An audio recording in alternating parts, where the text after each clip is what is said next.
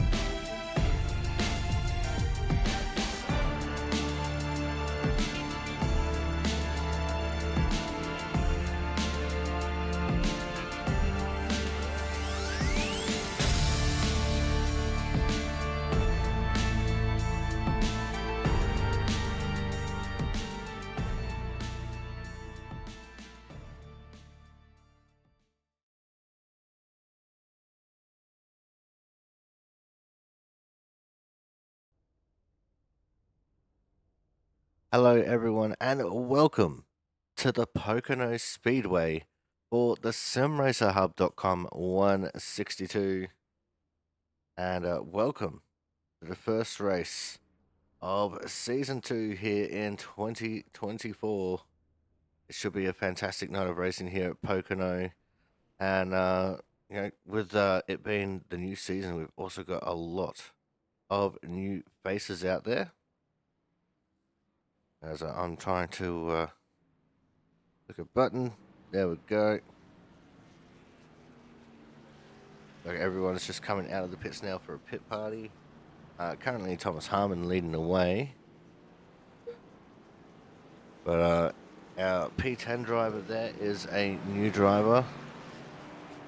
And can't actually tell what number he's in because I think it's 103.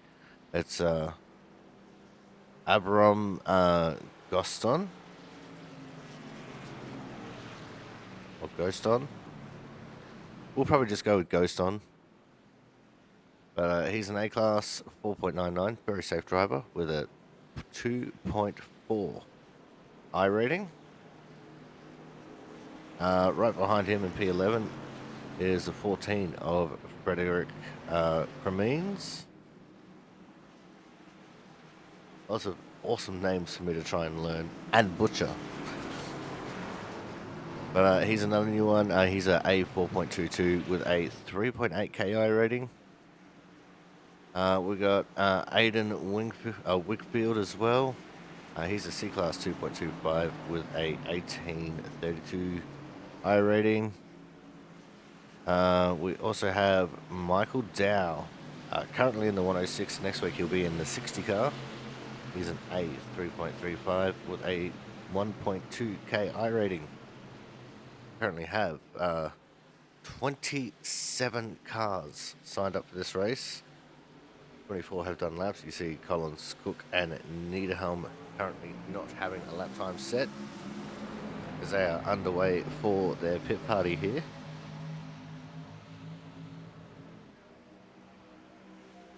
One car right off the very back of the pack. Can't quite tell who that is. But we've got a big field assembled here for the start of Season 2 2024.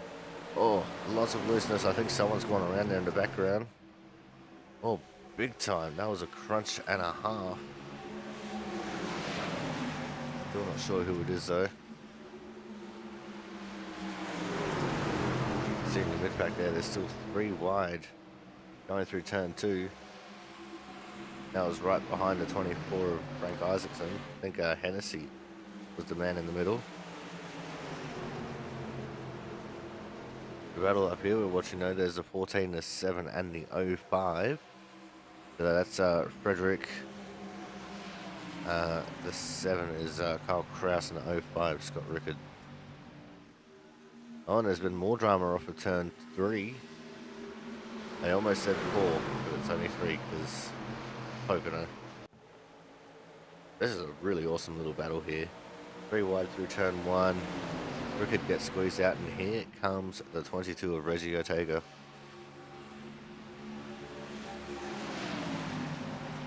Getting right up on the back of Frederick, pushing him along.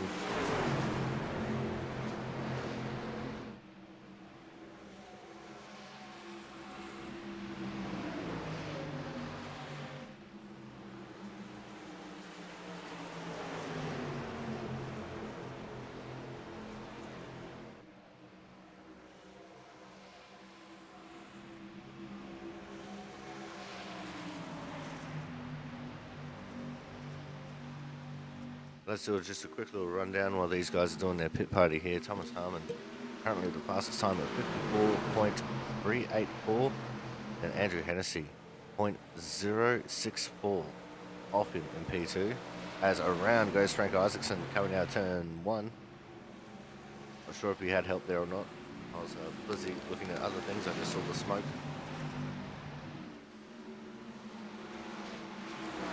Then we've got Travis Masser in 3rd, we've got Kyle Kraus 4, Scott Rickard in P5, Jonas Marquez in P6, Matt Horton in the 51, new number for him this season, he's in 7th, Brad Fitzgerald 8th, the 8th of Brian Harrison, 9th, and Averon Gaston is in P10. We've got Frederick in 11th, Matt Burgess 12th, Frank Isaacson in 13th, Chambliss in 14th. Got Jaron Sanchez making a return for 15th. Aiden Winkfield is in 16th. Got Sanders 17th, Slama 18th. Mark Pentecoff 19th, Bryce Shoemaker sitting there in 20th. We've got Chris Champo currently 21st, Andrew Perkinson 22nd, Reggie Ortega 23rd, Michael Dow 24th, Corey Cook 25th, and still Austin Collins and Sam Niederhelm yet to set a lap.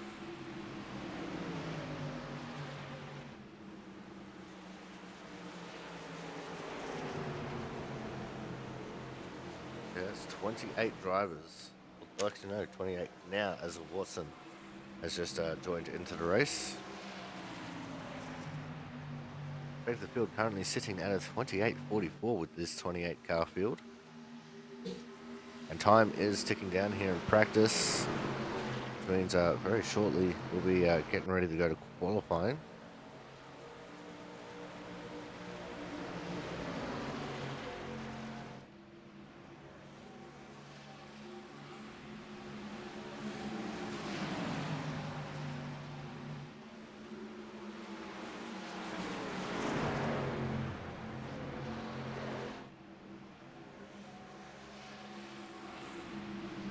There's a 14. Frederick remains.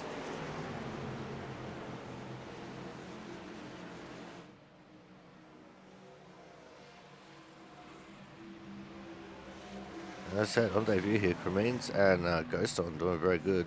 Sitting in 10th and 11th here in practice. I have to wait and see how they're going to do in actual race mode. But before that, they've got to get through qualifying.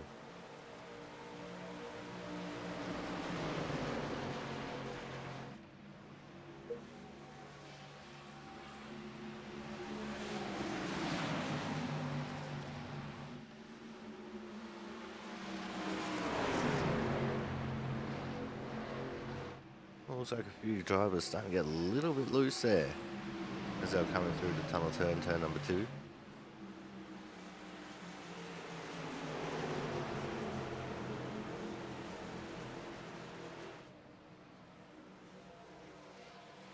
And only one of them slipped up there, and that was the 7 across.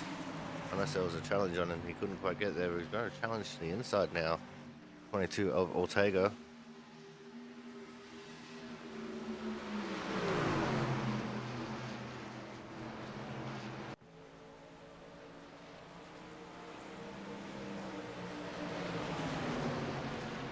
And the outside line has the advantage. A couple of cars right down on the inside of the track. One of them was our pit party leader there. Let's see, 67 of Chambliss. Oh, there's one that went down to the fence coming out of 2. Possibly, no, it wasn't Ortega. Well, it might have been, but it wasn't.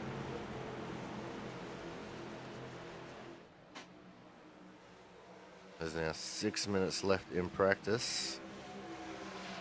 And we'll jump out of here with about a minute to go.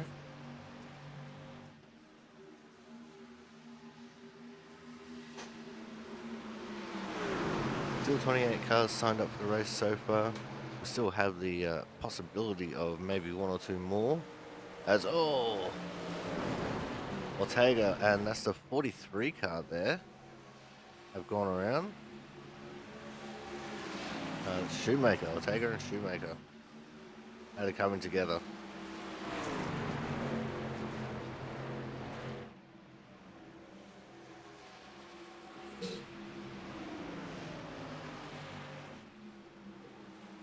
That's left Frederick in control of this lot, with Scott Rickard right in behind him. Last season's champion, Scott Rickard.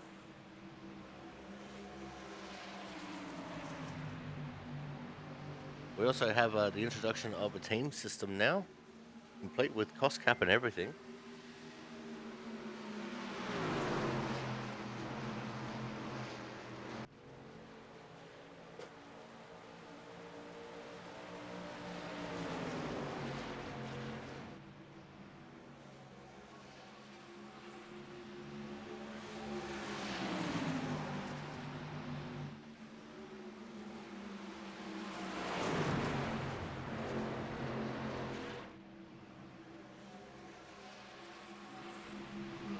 Have a maximum of 4 car teams.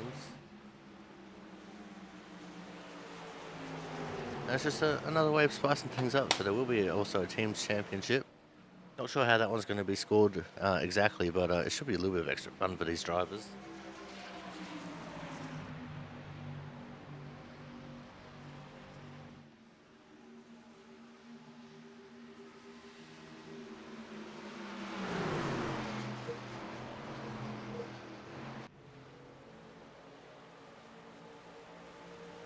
As we can see this little group. So we've got Creemans, Rickard, Hennessy, and Slama in this little pack. Rickard and Slama both looking to make moves.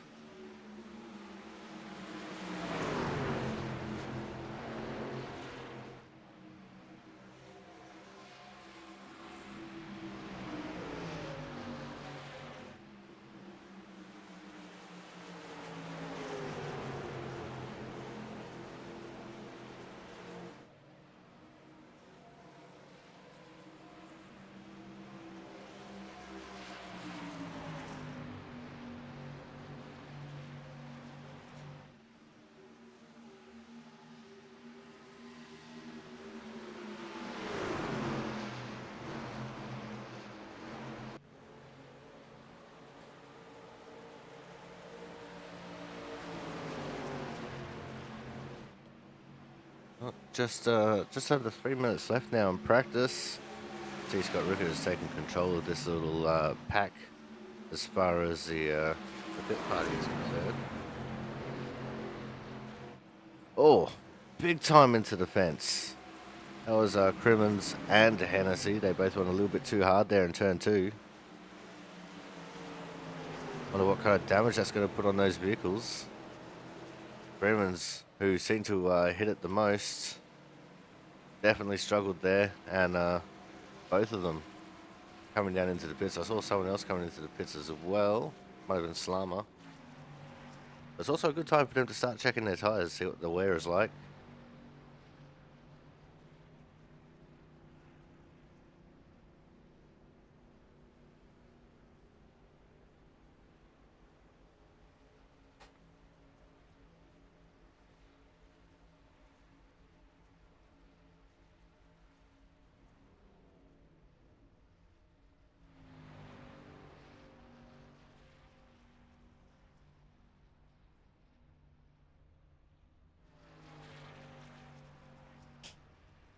One thing that is for sure, though, is this is going to start setting up for a pretty awesome start to the season here. I'm not sure why. We're still looking at Frederick, though. Meant to be focusing on crashes. But that's something I'll fix up later, I guess. Let's have a look at Brian Pizzacami as we're about to go to a commercial break. And when we come back, we will be seeing what the results of qualifying are. So until then, get ready for some more action here from the SimRacerHub.com 162 from the Pocono Speedway. We'll see you guys very shortly.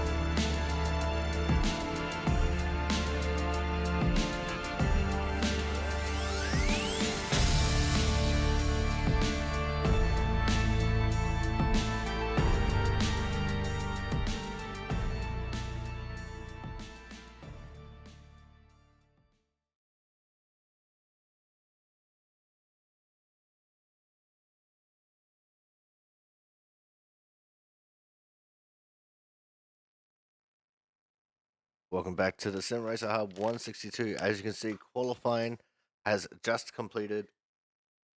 It's time for us now to start going through our starting grid here for the Sim Racer Hub 162 right here on the Aussie Sim Commentator channel for the Output Racing League.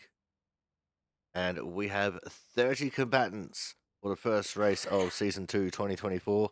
Andrew Hennessy and Brian Chambliss will be on your front row. Row number 2 will be Scott Rickard and Frederick Cremens.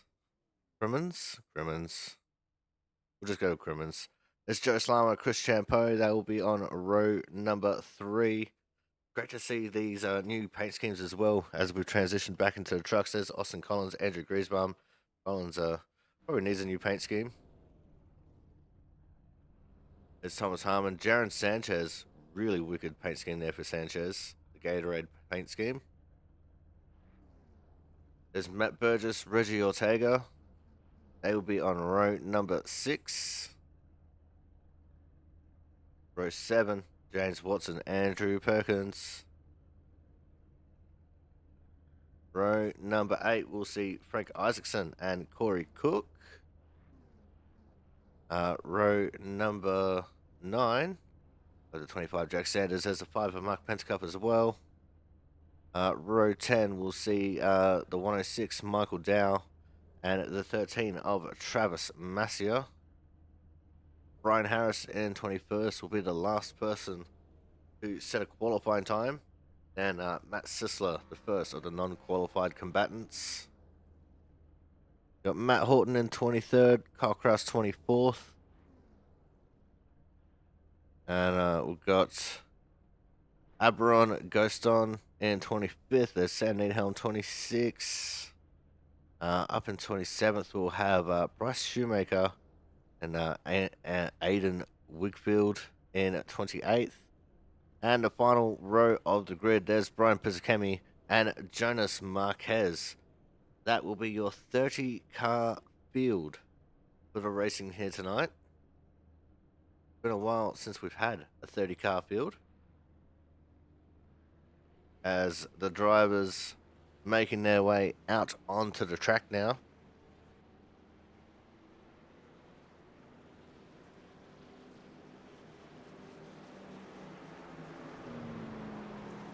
There are 21 drivers eligible for the Autism Awareness Hard Charger Award at the end of the night. Pretty much you just got to set a time in qualifying. It doesn't matter how good, bad, or indifferent it is.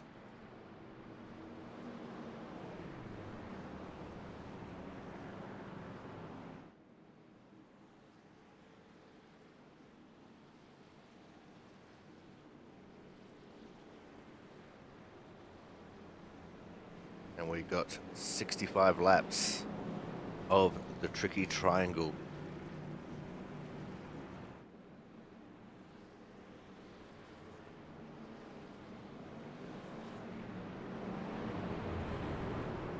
Now, as always, the first start will be on green. All the restarts will be on the leader inside of the restart zone, and the leader will have lane choice.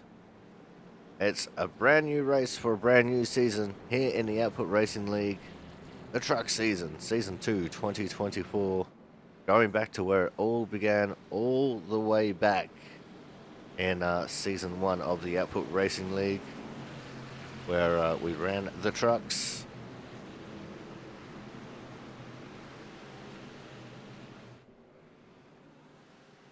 Here we go, as the pace car is going to make his hard left turn into pit lane. The drivers are ready, the commentators ready, and we hope you're ready. As the green flag is out, we are underway for Season 2 2024 here in the Output Racing League. And Andrew Hennessy already trying to get going good here. Got a lot of field spread towards the back of the field already, as to be expected here with Pocono. You can go 5, 6, 7 wide on the front straight and hopefully be able to bring it all back. Scott Rickard getting very loose there coming out of turn 1. But it's Hennessy currently leading the way. Chambliss right on his button, trying to get up there for turn 2. So they're going to battle side by side into turn 2. Coming out of it, it's still advantage Hennessy at the moment. And here comes Kremens. Kremens all the way down onto the apron there a little bit in turn 3. We come out and across the line, and that is going to be the first lap officially led by Andrew Hennessy here. And it doesn't look like we've lost anyone from the race as of yet. All 30 drivers have completed the first lap. And things seem to have single filed out really quickly here towards the front of the pack. Hennessy already starting to pull a bit of a gap though, as we're starting to get a battle for third between Slama and Kremens. Slama right down to the inside. Kremens runs very high in turn 2, trying to get all the momentums, and it works. As the 12 of Chris Champeau trying to make something out of this fight. Couldn't quite get there. He was trying to give the big push there to Slama to get back into that little battle.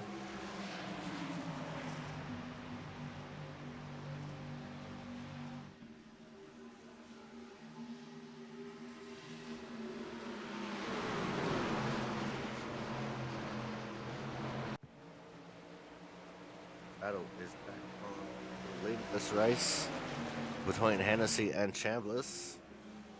There's another battle back in the pack there a little bit as well.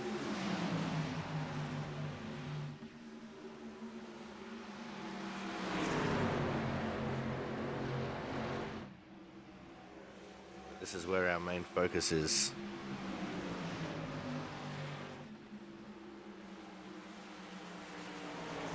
It's just amazing that we're here at Pocono and we haven't had anyone spinning off just yet.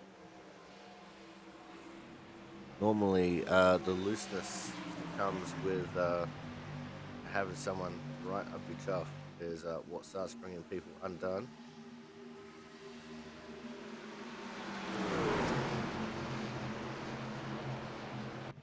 Slama, go for the move once more. Can't quite get there as now here comes the 12 of Champeau to his outside. Right behind them as well, last season champion Scott Rickard.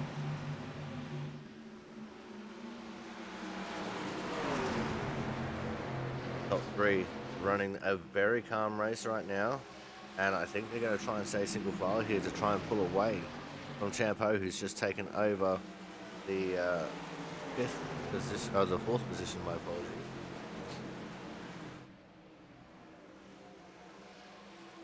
Sometimes easier said than done, especially with Champeau. Champ, one of the more tenacious drivers, and he'll be looking for any way to try and keep up with the draft of the 3 ahead. That's pretty much everyone has single filed out now.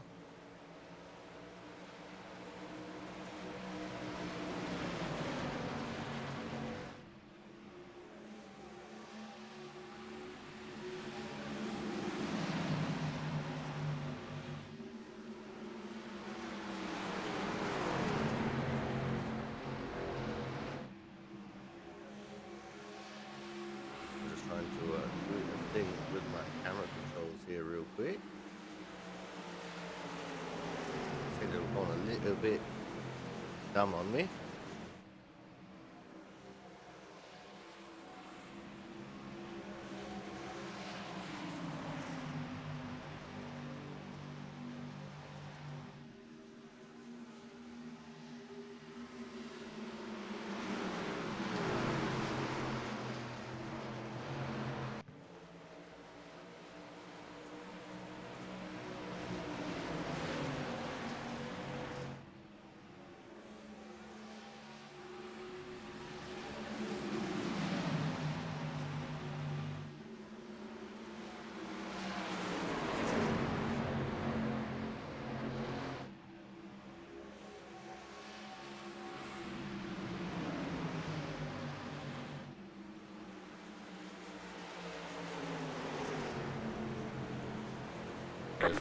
Oh, we're going to caution. And I think it's Kyle Kraus. Going to have a look at this. Oh, that's well and truly after the fact.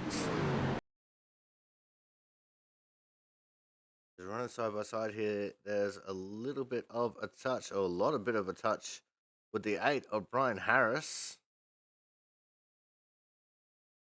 Harris spins down to the inside. Oh, the 5 of Mark Pentacuff got a small piece of that. Does Mark save it?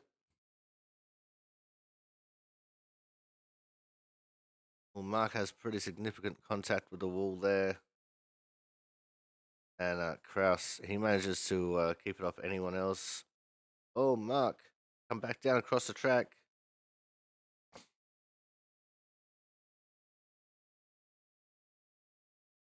Looks like mostly everyone else probably got through this one okay.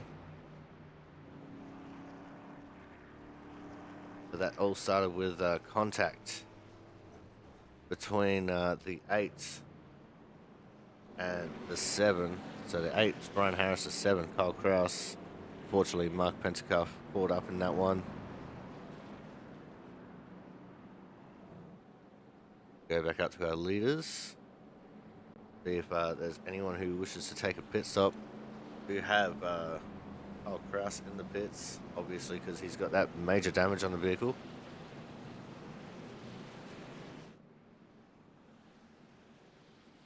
But that is our first caution of Season 2 2024. As, wow, almost everyone came into the pits. Hennessy and Kremens, the only 2 to not pit. I'm pretty sure that might be a mistake on their part.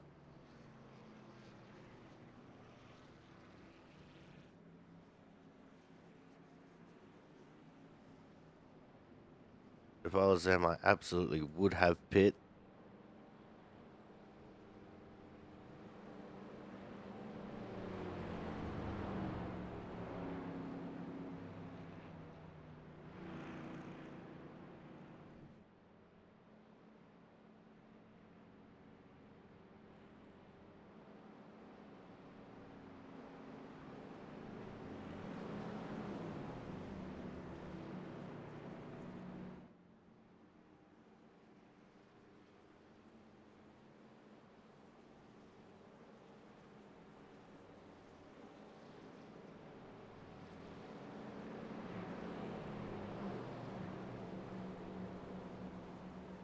But that's definitely going to make things interesting as the race will continue on here.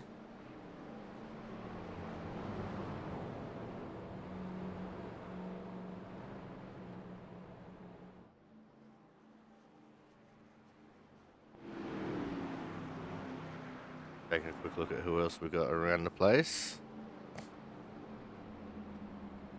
There's Frederick, who is in P2. There's the 8 just behind him, Brian Harris.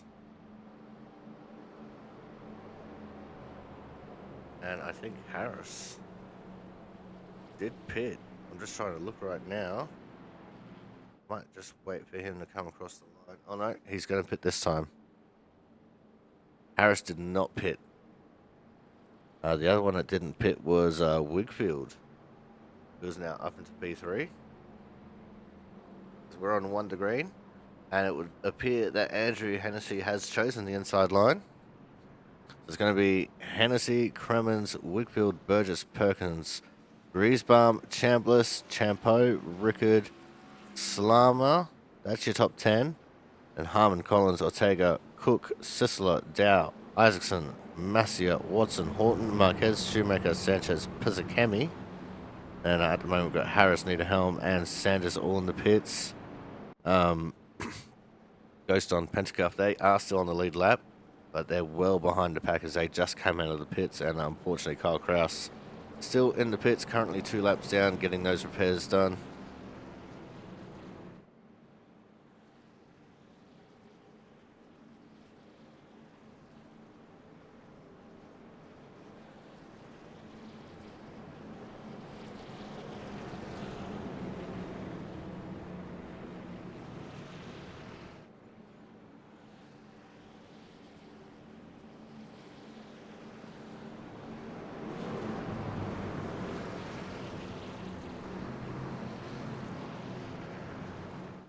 But here we go, getting ready for the restart. As described before, the restart is on the leader inside of the restart zone.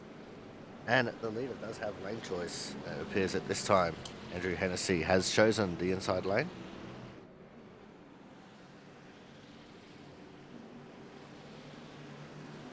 Very understandable.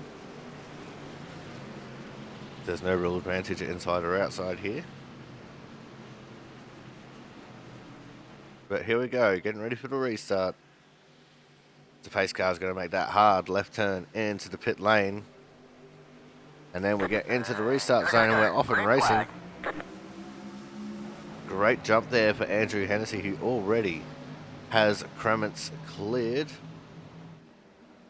And look at them all. 3, 4, 5 wide as they come down the front straight. This is what we paid to see. They go thundering down into turns 1. Used to saying turns 1 and 2, but remember it's Pocono. As we've got the camera set to focus on crashes here early as the leaders have strung out, but the rest of the pack still trying to get themselves sorted out. And maybe we'll be able to catch something live here.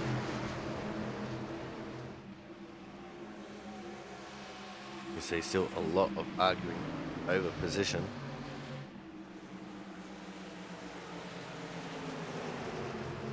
Come through turn 3.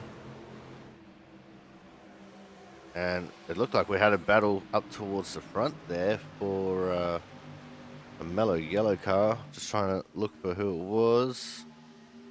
I think that's our 67. It is the 67. Ryan Chambliss on fresh tyres, trying to make his way through the field. Looked like he lost a few spots in the pit lane. He's got Thomas Harmon to his outside. He's got previous season champion Scott Rickard right in behind.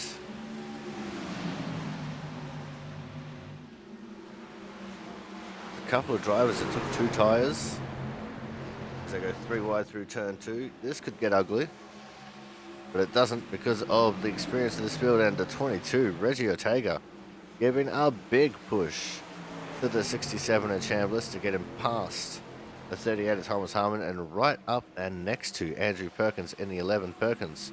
A little bit of a door to the 67 car. Big push coming from the 38 at Thomas Harmon onto Perkins. And that's got Perkins clear, and it's almost got Harmon clear as well. Ortega got to the back once more of Chambliss, trying to give him the big push. And it didn't work out as Thomas Harmon has now got them both clear, but Thomas Harmon got the fence. Uncharacteristic mistake there for Thomas Harmon, who got into the fence. And that's going to make him a little bit tighter as they come down to turn 2. One car going out super wide there. Not sure who that is.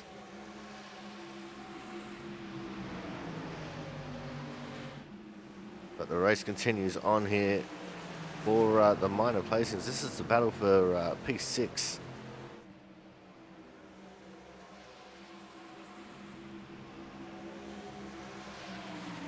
Still side by side, Harmon and Chambliss goes. Ortega once more trying to get onto the back of Chambliss to give him the push down into turn 1. And Harmon is once again giving the push to the 11 of Perkins. The outside lane does have a bit of an advantage here in turn 1. Oh, as there was a wiggle from Perkins right in front of Harmon. And this is quite the epic battle right now. Oh, as it looks like Perkins got a little bit wrong there in turn 2. Lots of cars getting super sideways in behind this pack as well. To turn 3 we go, and Chambliss, this is the closest he's gotten to getting clear of Perkins, and he does so. Now how will Perkins respond? He's going to stick in the draft of Chambliss.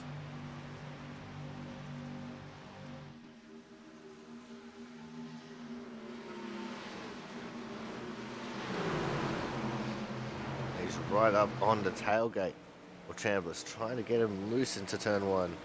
Oh, but Perkins big time in the fence. The entire field starting to stream past Perkins. That was a big slap he just took into the fence. He's dropped from P7 all the way down to P12 right now. He's got Wickfield and Collins in behind him.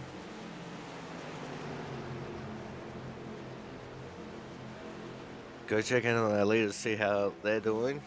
There's a little bit of an air gap there between Hennessy and Cremens.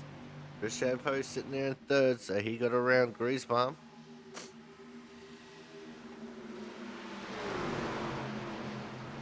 Trying to issue the challenge, but Hennessy just too good there into turn one. Champeau, he's now going to look for the move on Cremens. Pulls to the inside, which means he'll have the advantage in turn two, possibly turn three as well.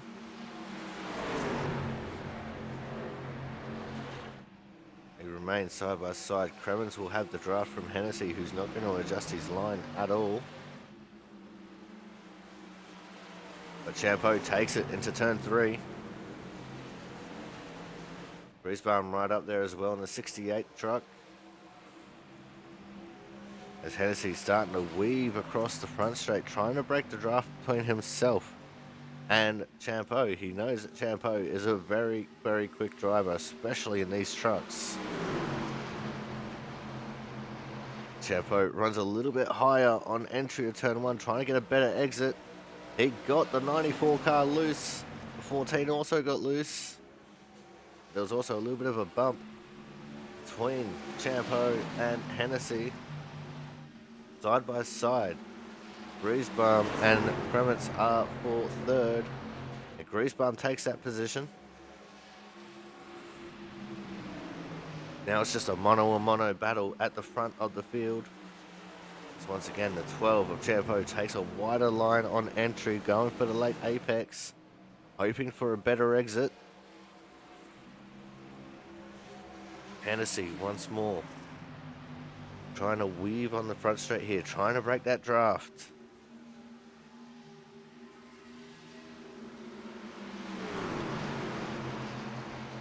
On this time, Champeau jams it down to the inside of turn one.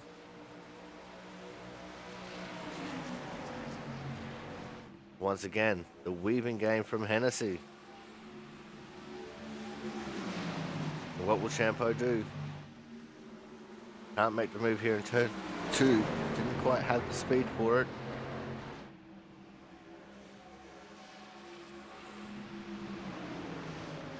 Playing the weaving game on the straights can be risky.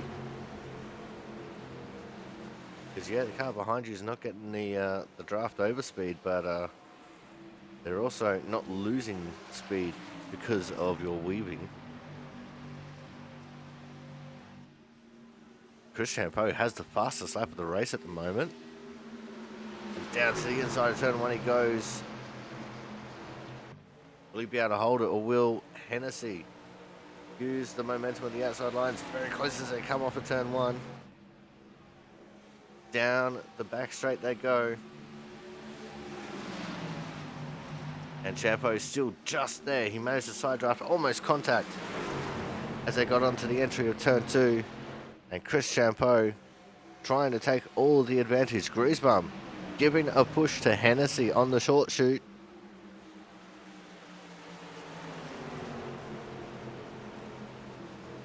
But it looks like the 12 of Chris Champeau's got the advantage at the moment still, as he pulls right down to the inside, trying to break the side draft. He comes right back up just in time to catch the tail of Hennessy here. Hennessy just about had him cleared. But Champeau with the inside run, very deep into the corner. Oh, in the background, big crash.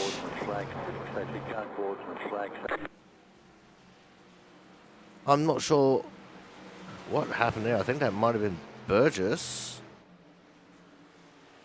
And Scott Rickard, maybe.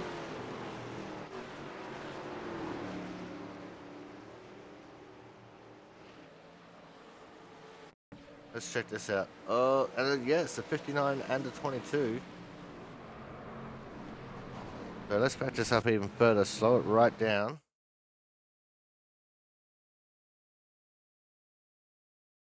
The 59, who I believe is Burgess, spun up the track by the 22 of Ortega. It was right on his tail. Rickard had nothing to do with it. Oh, but there's Corey Cook, and who else is that there? The 93, Matt Sisler. Nowhere for those two to go as Reggie Ortega got into them. The 74, Austin Collins got very lucky. Those two did the 9 of Slammer. Everyone else behind trying their best to avoid. And oh no, Frank, in sympathy, crashes out. Got on the brakes a little bit too hard, sent it sideways and into the inside fence. Oh, that's heartbreak for Frank.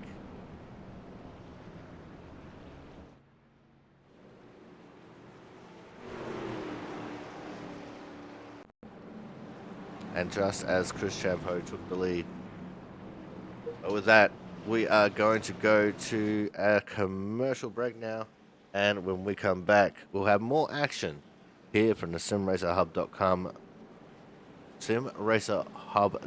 162 from the Pocono Speedway. So stay tuned. More action coming shortly.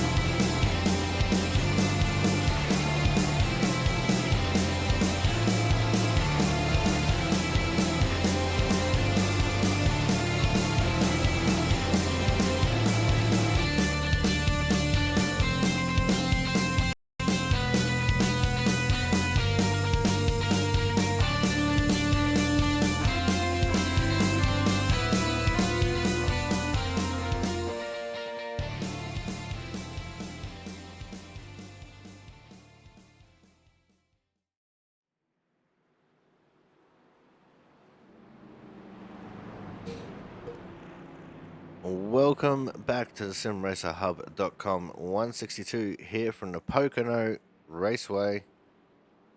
And there is the 39 James Watson. He chose not to pit under the latest caution. And because of that, he has now inherited the lead. We also have Sam Niederhelm up there who also didn't pit. And I think Bryce Shoemaker as well, the only other vehicle to not pit, and he's up there in third. Andrew Hennessy and Chris Champo have swapped positions in the pit lane. So Hennessy will be restarting out of fourth. Chris Champo out of P5. And they're on fresher tyres, although into the pits now comes Shoemaker. Surprised that Niederhelm decided not to go with him.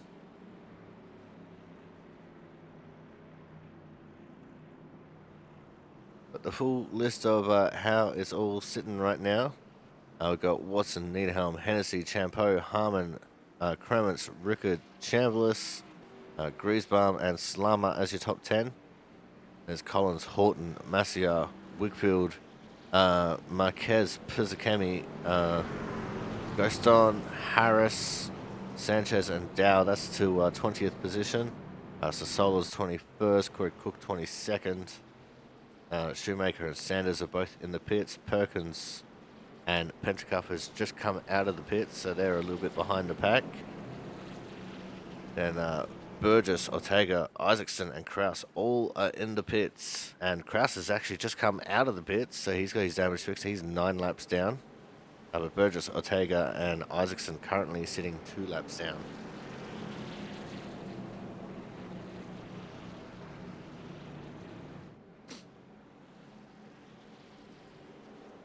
And we've still got almost 40 laps to go.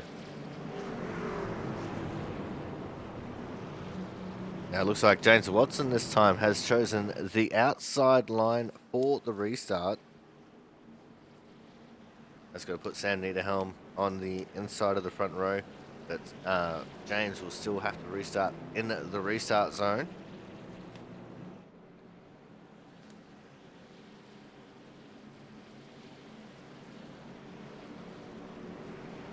And I think if we go green from here, we still have to make one green flag stop. So that could be interesting as we go on in this race. Pace car's going to make a hard left turn into pit lane. James Watson, sorry, not James Watson, Sam Niederhelm, already experimenting with some alternate dimensions as we are green. And Sam Niederhelm definitely not getting a great start there. Everyone behind him in line will be absolutely ruined. James choosing the outside line.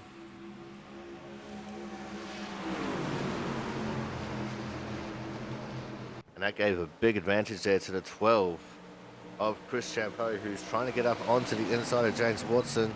The 14 car out of nowhere managing to get up there as, wow, I just saw the 94 of Hennessy just squeezing his way in front of Chambliss as Chris Champeau has just lost out on a couple positions. And wow, into the lead will go the 14 of Kremens. But here comes Hennessy. He's not one to rest on his laurels. He doesn't want to be in second. He wants to be in P1. But Kremens with a really good run coming out of turn 3. He will hold on to it.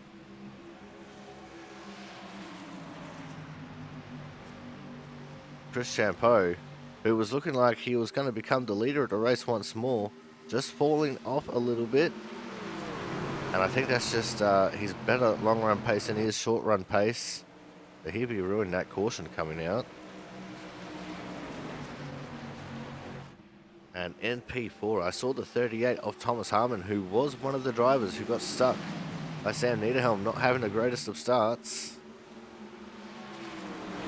James Watson has already dropped several positions as well, as he's fallen down tonight. And the caution is out once more.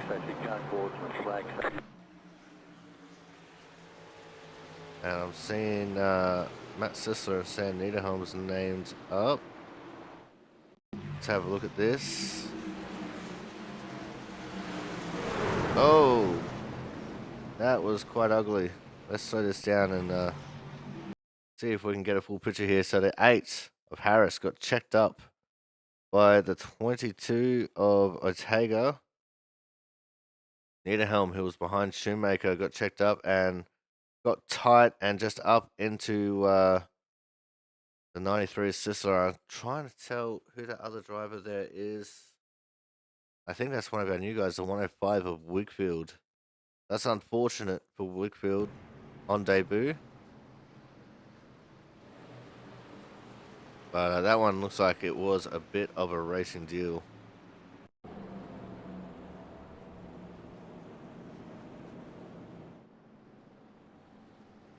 Remets leading the way from Hennessy, Champeau, Harmon, and Chambliss. That's your top 5.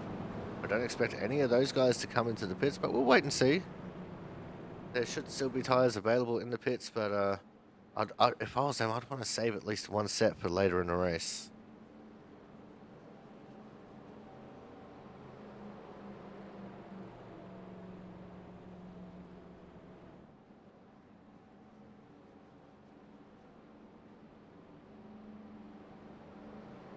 Let's see if we can get a full field rundown here. We've got Kromets, Hennessy, Champeau, Harmon, Chambliss, Salama, Rickard, Horton, Watson, Griesbaum, Collins, Marquez, Masia, Ghoston, Pizzicami, Harris, Shoemaker, Cook, Perkins, Dow, Sanchez, Sanders, Wigfield, Niederhelm.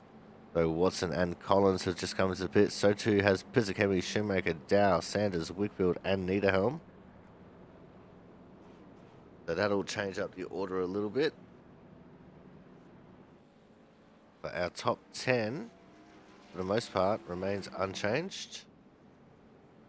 As Mark Pentacup has just come out of the pits.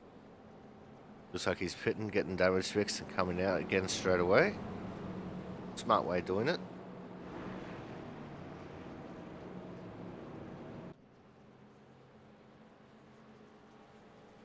And I just saw Kyle Kraus getting a lucky dog wave around, so he will now be 8 laps down instead of the 9.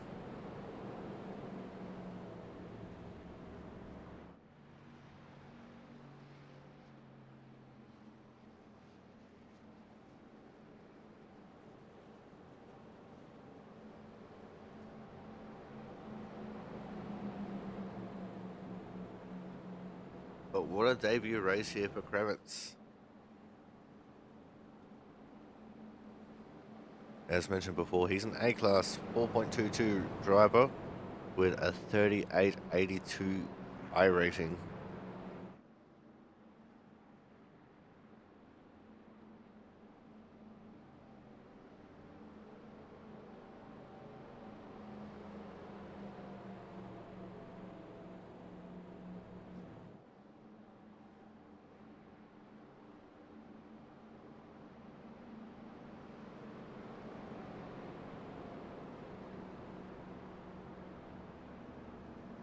There's a 12, Deschampo just lurking back there in third.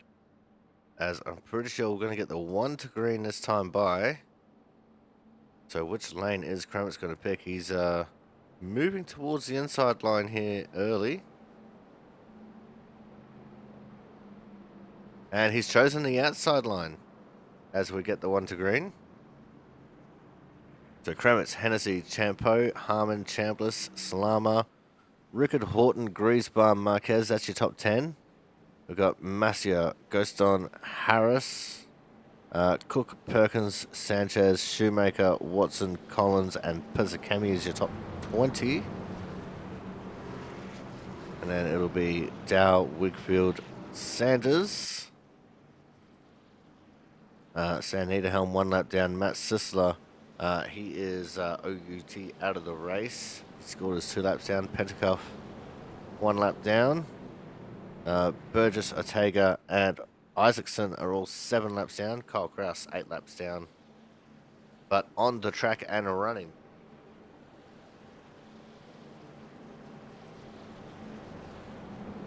As hopefully this will be the last restart of the race. And that outside line definitely seems to be the advantage when we get down into turn 1 if the leader can't get a good enough jump.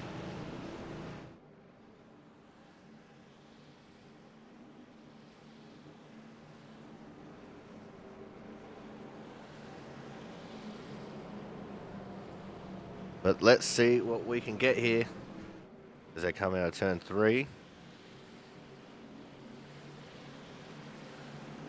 The pace car will make the hard left turn into pit lane once more.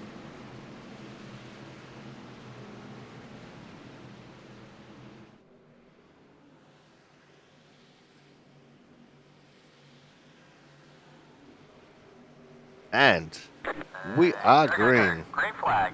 Really good jump there for Kremets as he takes the green flag. And good start too also with a 38 of Thomas Harmon. Much better start than what Hennessy got there on the inside line. And this could be advantage Harmon as we come out of turn number 1. But we'll wait and see as there was just about contact between himself and Hennessy. Harmon got really loose on the exit of 1. But he has the draft advantage and the momentum advantage there on the outside line.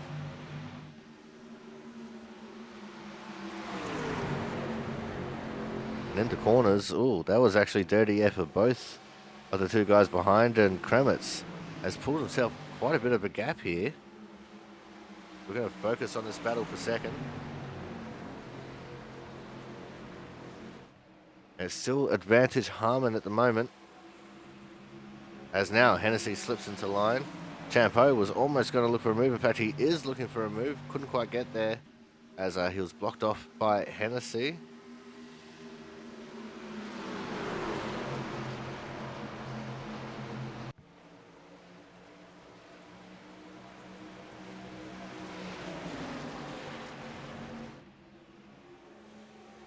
A little bit of shuffling going on in the back as well, but everyone has single filed out. I think they're trying to get a few laps in here, let the tyres wear out a little bit. If they can manage to do that, that could be advantage Champo as the race goes on. He seems to be really good on his tyres around here. Let's set the camera to focus on crashes, see what we can see around the track. Andrew Griesbaum in P10 right now, 68 car. As Sisler has dropped down to P26. Kraus has jumped up to P27. Wigfield is in the pits. He's gone a lap down.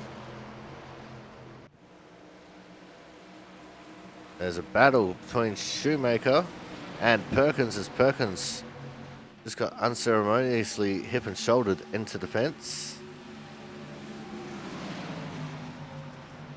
A little bit of door-to-door contact there between Shoemaker and Perkins.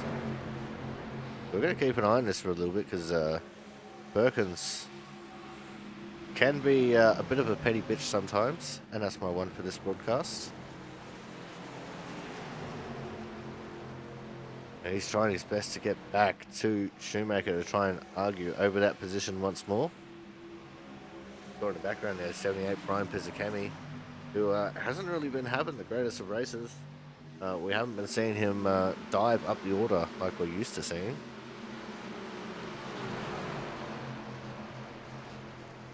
Side note as well, Matt Horton has made it up into P7 after starting 23rd. Ineligible for the Hard Charger Award though, as he didn't put in a qualifying lap. Jonas Marquez similarly up 21 positions from 30th to 9th.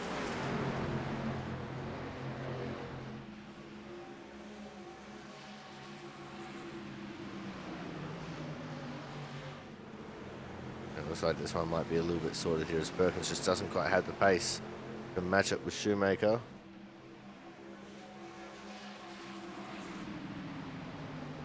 And Wigfield is OUT out of this race. So very soon, Kraus is going to get at least one more position, and then after that, he'll get another one very quickly. So Kraus looking at a net P25 at the moment, unless more drama happens in this race. Saw there at the front of the field, Kremitz was running the slightly middle line, just trying to break the draft between himself and the 38er Harmon, who just got super loose coming out of 2. That's going to give advantage to Hennessy to go into turn 3. Hennessy diving it in deep, but so too did the 38er Harmon as he's trying to hold on the outside line.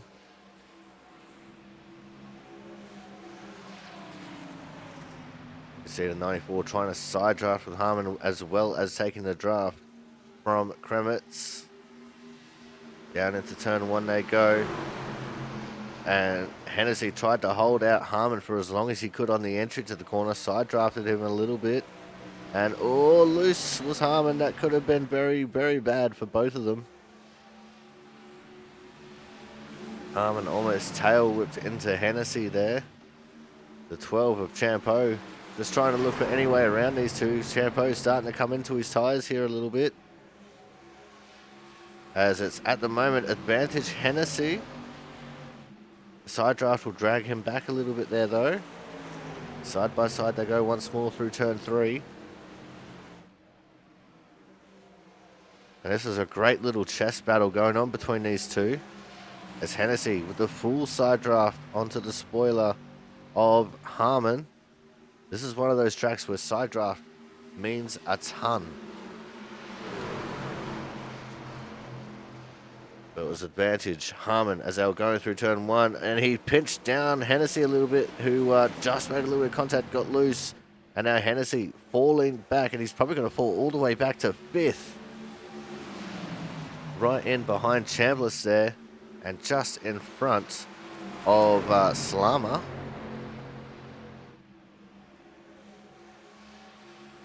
As we have reached the halfway point, which means by the end of this one, it's going to be 34 laps down and 31 to go.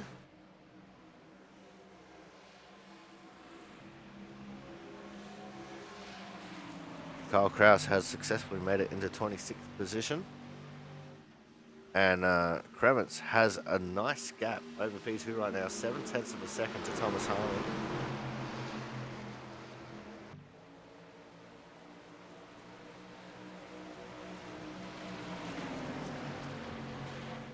Just having a look at the last lap times. Kremets with the fastest lap last time by a 55.069.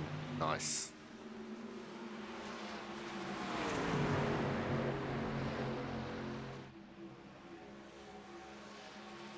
We're going to go back to putting the camera anywhere and everywhere to see what we can see.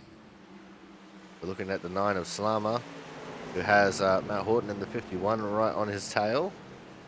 Slama using the ripple strip there on turn 3.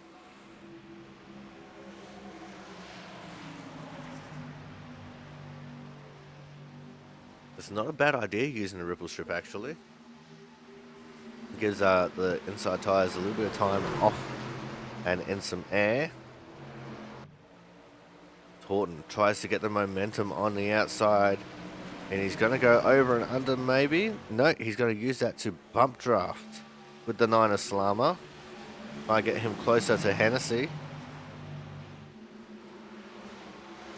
So these two not really arguing over position, and you know the bump draft definitely worked as Slama right on the tail of Hennessy now, pulling to the inside on the entry to turn 3. He's still in side draft position, although that little grab of the ripple strip just ruined his momentum a little bit.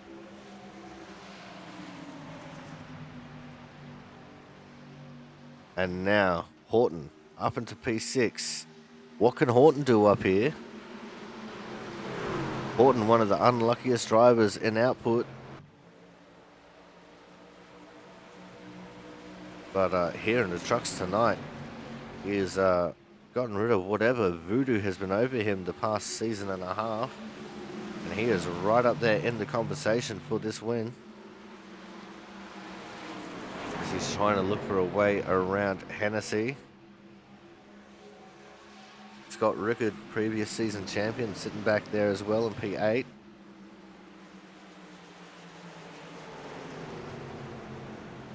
So we're also starting to catch up to lap traffic here. I'm not sure who that is in front of our leaders. And actually, by the end of this lap, Kyle Kraus should be scored as 25th as well. Matt Horton with the fastest last lap at 55.310. The leader did a 55.613. So 3/10 faster was the 51 of Horton.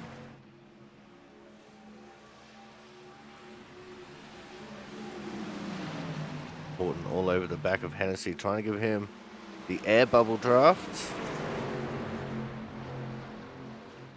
Kind of like bump drafting, but without the bumping.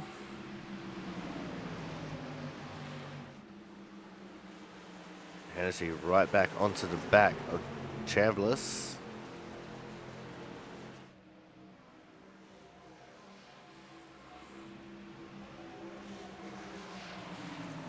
Niederhelm and Pentacuff currently fighting over the hard charger position.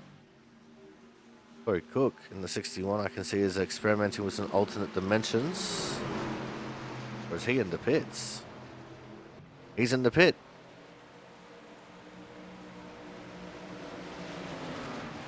So I thought he was experimenting with alternate dimensions. Turns out he just wanted to pit. And he will be the first one to pit.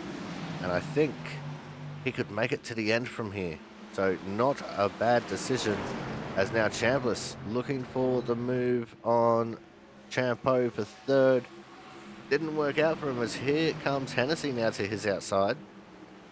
Hennessy will now take over the 4th position, putting Chambliss back to 5th. And that's going to frustrate Chambliss here a little bit.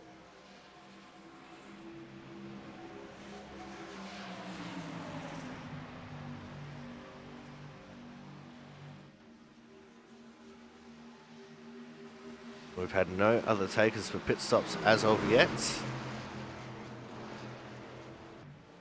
Pentacup actually has come into the pits, so he's no longer in the battle for the Lucky Dog wave around, as here comes the 51 to the outside of Chambliss, looking for a top 5 berth.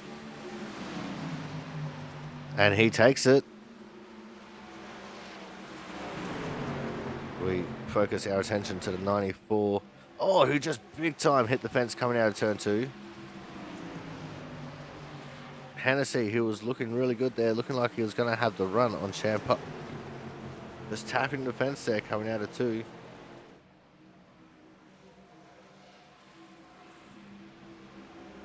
And no other takers for pit stops as of yet.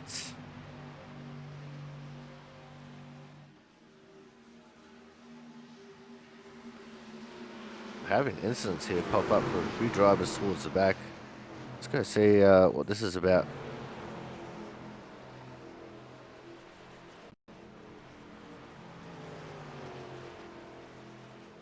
Pizzacemi, I think, has just come into the pits actually. Just name grayed out. No, he didn't. So I'm not sure why these guys are popping up with incidents when nothing's happening to them. But back up to the front we go. There's Hennessy now, looking for a move to the inside of Champeau.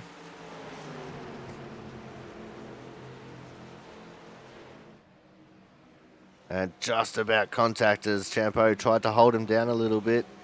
That made Hennessy a little bit unsettled. Here comes Horton, pushing with all his might to the back of Champeau. Doesn't matter how much you side draft, you ain't got nothing for that 2-car tandem. And we have a battle for the lead. Harmon, Cremens, side by side as they come out of turn 1. Cremens with the advantage as he was on the outside. Harmon's not going to give it up that easy though. He's trying to side draft, trying to get his nose up to the inside for turn 2. There's a little bit of distance, but he fooled Cremens into thinking he was there. Cremens, so using the momentum of that outside line to his advantage and pulled ahead once more.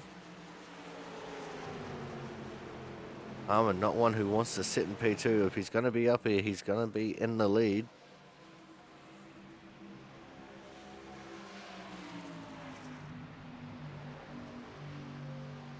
Here we go once more. The dance down the front straight. The move to the inside. What can Harmon do this time?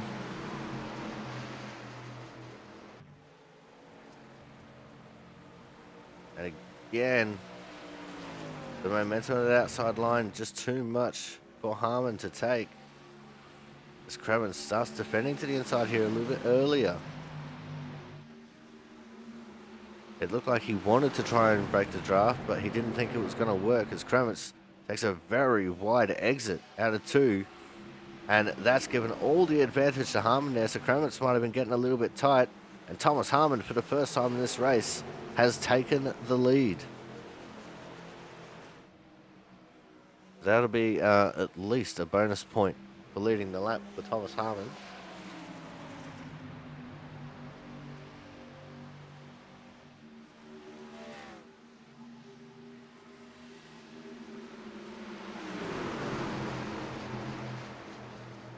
Corey Cook with his fresher tyres has been putting in fast lap times here.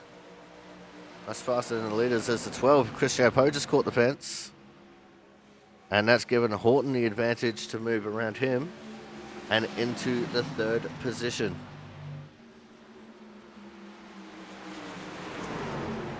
That fence coming out of turn 1 can be very dangerous, especially if you just rub it a little bit. You lose way too much momentum, and that second straight there coming out of the first corner is a fairly long straight. It's just about as long as the main straight. So there can be a lot made and lost on that one straightaway alone. Thomas Harmon trying to pull away from Kremets now. Kremets trying to break the draft to Horton behind. Horton runs the wide line here in turns 1 and 2. The 12 for Chris Champeau going to be under attack from the 94 of Hennessy as they go into turn 2. Hennessy definitely has his nose. Oh, he got in deep. Just about got into the side of Champeau as he was in there super deep. Pulls back in behind. That was a heart in your mouth moment. Almost went from chocolates to boiled lollies there for both those drivers.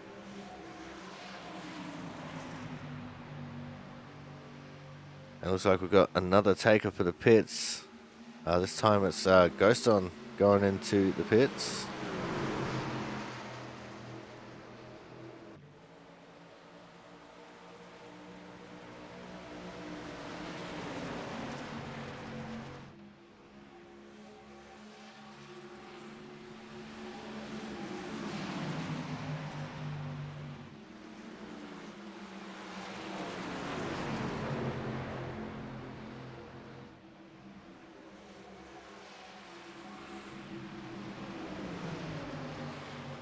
All over the back of the 12 was the 94, but here comes the 9 of Slama.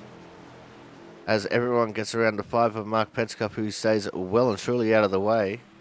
But Slama, who was looking for a big move there on Chambliss, couldn't quite get there. He's lost out on a lot of momentum as the 05 of Scott Rickard now pulls to his inside, pulls back into line.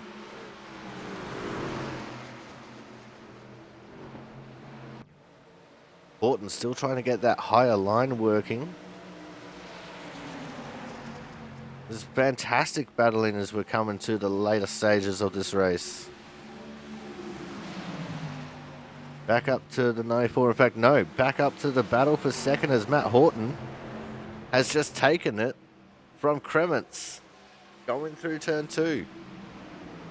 Matt Horton, who started all the way down in 23rd, did not qualify with a time, has now just taken the second position.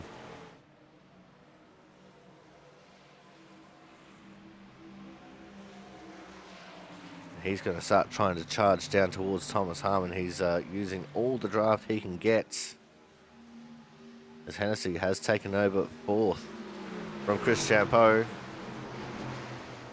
Horton on the higher line.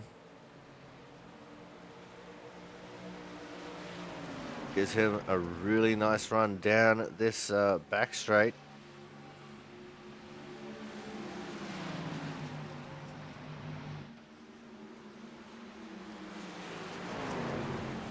There's some more arguing for position going on behind.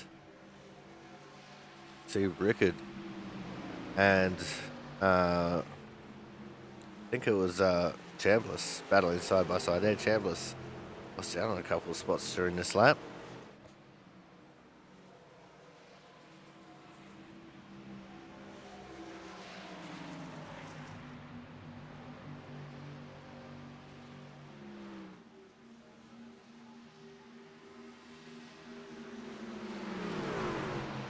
Speaking of Chambliss, he's in. So too is Andrew Griesbaum.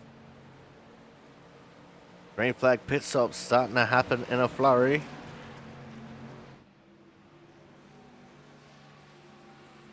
As I said at the last caution, no one could make it to the end. If we get a caution here, then it's absolutely set in stone. People can make it to the end. The first one to pit and was able to make it to the end was the 61 of Corey Cook. He's currently sitting in 20th. He'll be up to 18th. Once he gets around Griesbaum and Chambliss maybe, and he just did. He undercutted the entire field. He is looking so good right now, but he's going to have to deal with everyone else on their fresher tyres as Chris Champeau's come into the pits. So too is Travis Massia and Jonas Marquez.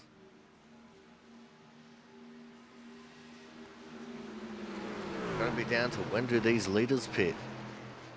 You know, Harmon, Horton, Kremens, Hennessy. These are the 4 everyone's wanting to know when they're going to pit. It's all fine and dandy leaving it for later in the run, but there's 15 laps to go at the end of this lap. They're going to have to make that decision here soon.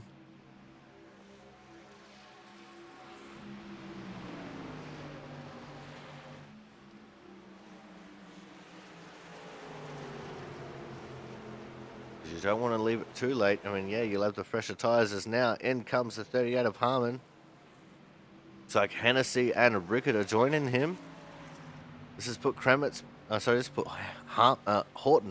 into the lead, Kremens into second, Slama into third.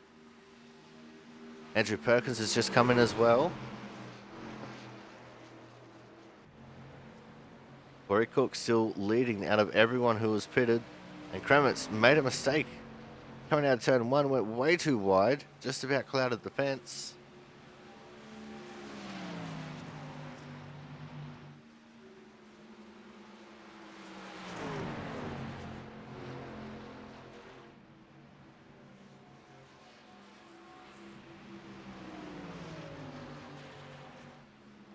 I think Corey Cook has finally reached his ceiling as far as cars he's going to pass, as Griesbaum and Cook have both gotten around him.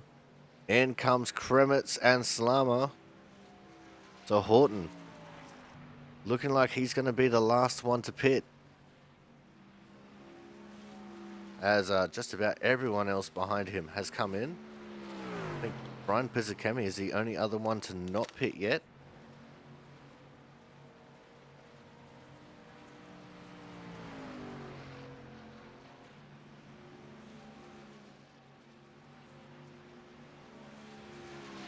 And so too has Michael Dow not pitted.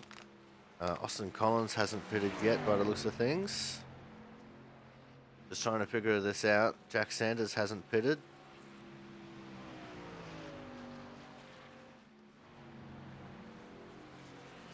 We've got 5 cars yet to pit.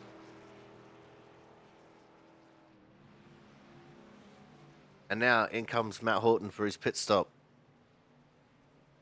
This is going to give the lead to the 78 of Pizzakemi unless he comes in, which he does so now. Now let's have a look at Michael Dow in the 106. He's just coming into turn 3. But Austin Collins are right behind him. And he stays out. Michael Dow stays out one more lap. Doesn't officially lead the lap though just yet.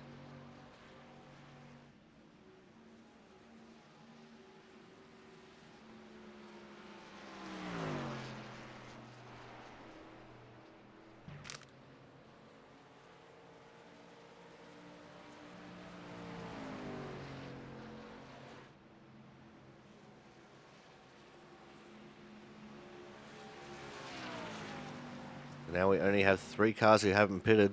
That's Dow, Collins, and Sanders. Thomas Harmon, your effective race leader, currently sitting in the 4th position.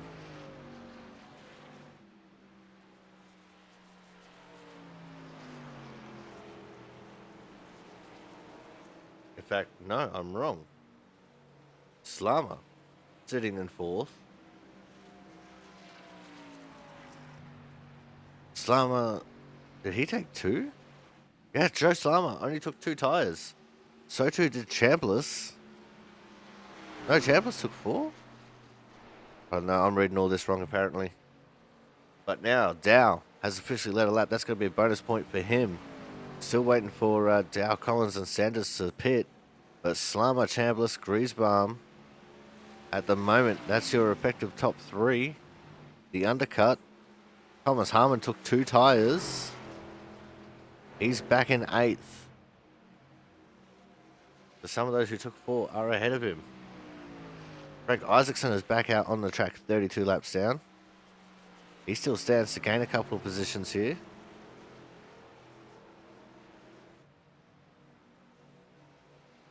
I think right now we're going to go to a quick commercial break. When we come back, we will go through this final 10 laps with absolute gusto. So make sure you guys stay tuned. More action from the SimRacerHub.com 162 will be coming up shortly.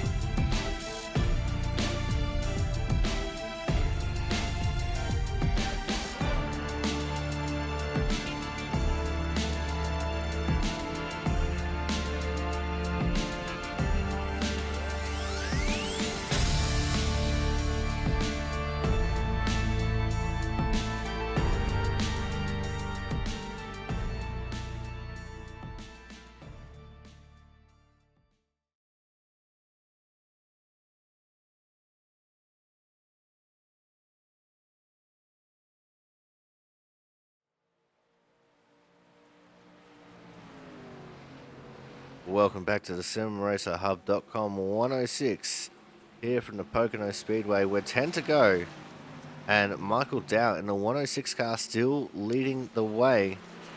Austin Collins second, Joe Slama third, and I think these guys are trying to save their fuel a little bit to see if maybe, just maybe, they can make it to the end.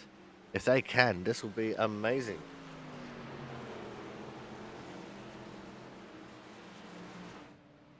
And no, Dow's going to pit this time. That's gifted the lead to Austin Collins. He will lead this lap.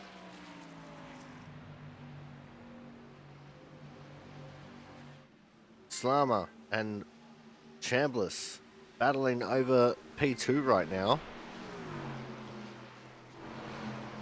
Thomas Harmon, whose pit strategy hasn't worked out for him, has dropped down to 11th because he chose to take 2 instead of 4 tyres. Slama holding his own here in this battle against himself and Chambliss.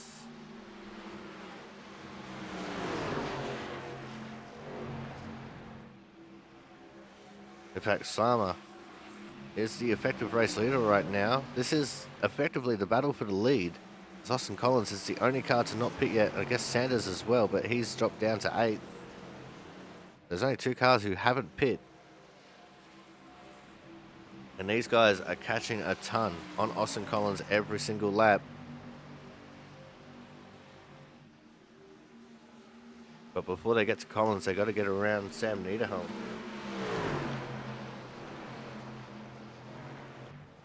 But look at this pack of 4. As Chambliss tried to slide up, he wasn't quite clear of the 9. That's just ruined all of his momentum as Niederholm tries to get out of the way of absolutely all of them. He didn't want to be a part of that battle.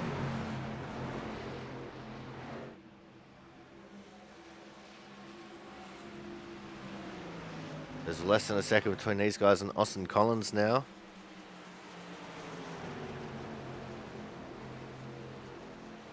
As the laps are winding down, I think we'll have just 8 to go. 7 to go right now.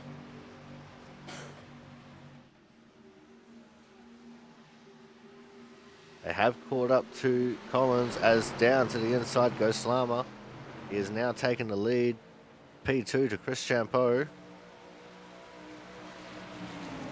Trying to look for where Harmon is in the list, and he's down in 13th. So Thomas Harmon on his 2 tyres not having a great time. Neither is Andrew Hennessy, who also only took 2.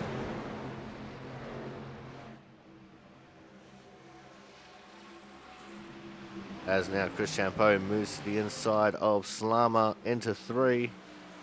And he will take the lead once more. Slama trying to argue it back on the outside line. There's a small touch. Slama got loose. And he held onto it somehow, some way. Andrew Griesbaum up there in the 3rd position, if you don't mind.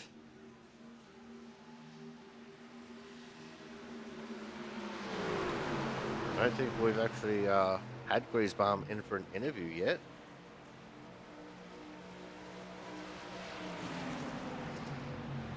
Could have a first timer up here in the booth.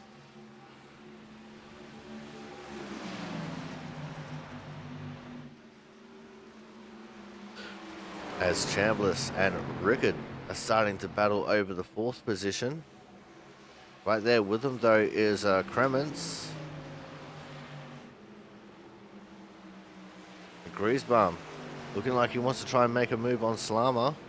This is why we've just kept the camera here on Slama. Going to be 5 to go when they get to the line. So just 5 laps left.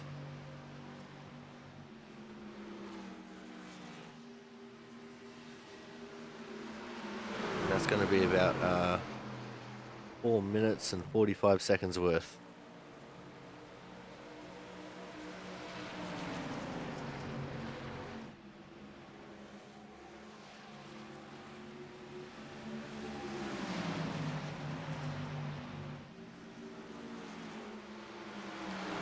But it looks like the top 3 absolutely locked in unless something disastrous befalls our top 3. There's Matt Burgess with his super damaged car. Good that he got back out there on track. And I think he'll be able to gain at least one position, so he'll probably end up officially finishing 28th. Frank Isaacson has just gained another one. He's going to finish 26th.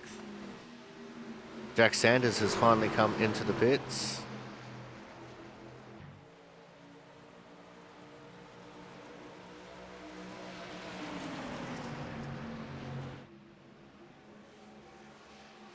Mark Pentecoff just up in front of our leaders once more. Here goes Joe Slama looking for the race lead once more. Pulls to the inside of turn 2. Up the track they both go side by side down the short chute into turn 3. At the moment it's advantage Slama. Pentecoff stays up super high. And Slama got him cleared. There's almost contact as they come off the corner, both with each other and with the fence. Champo is not going to take that one sitting down, no. He's going to try and make the move here back into turn 1. Pulls to the inside, goes in very deep. Starts sliding up the track. They're side by side and the caution is out. And I can see the 67 is around. What happened here? I had a incident for Horton. I didn't think that it was an incident, but apparently it was, because that's Horton in behind the 67 of Chambliss. Horton, who's been running that high line for the majority of the race. And, oh, he's just caught the right rear corner of the 67 of Chambliss and has put Chambliss around. And up into the fence they go. And that's going to ruin the race for both of these drivers. No one else involved in the incident.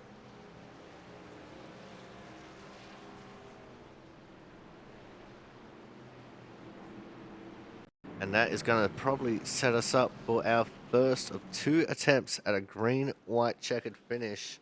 We're just a couple of laps away from getting the white flag.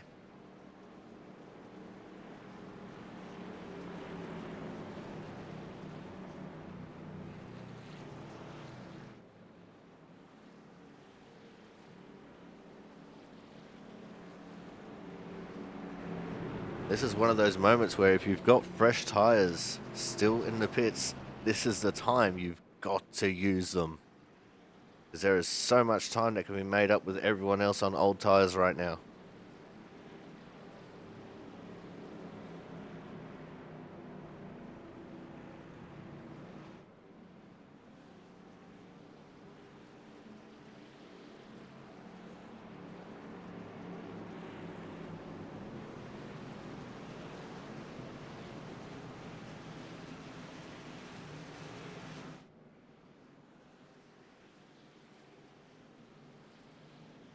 And everyone just about is coming into the pits. I think everyone made sure that they saved a set just for this moment. All of the lead lap drivers have come into the pits.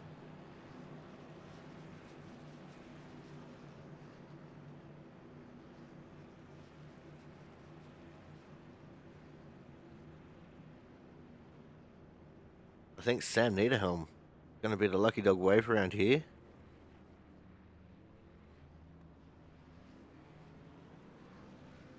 He was 2 laps down and now he's just going to be the 1. Mark Pentecoff has gone to 2 laps down and he'll probably get a wave around when we get the 1 to green.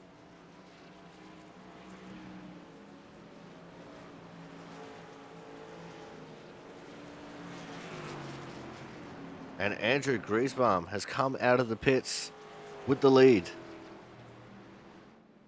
He took 2 tires. Austin Collins has come out in second. And he took 2. Actually, no, that's Hennessy in second. He's taken 2. Austin's in third. Chris Champeau, who come out in fourth, is the first one on 4 tyres.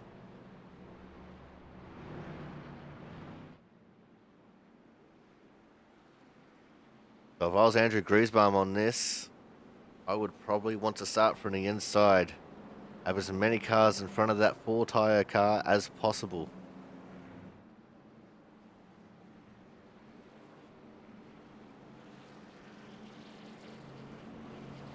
But this is going to set up a grandstand finish for us here.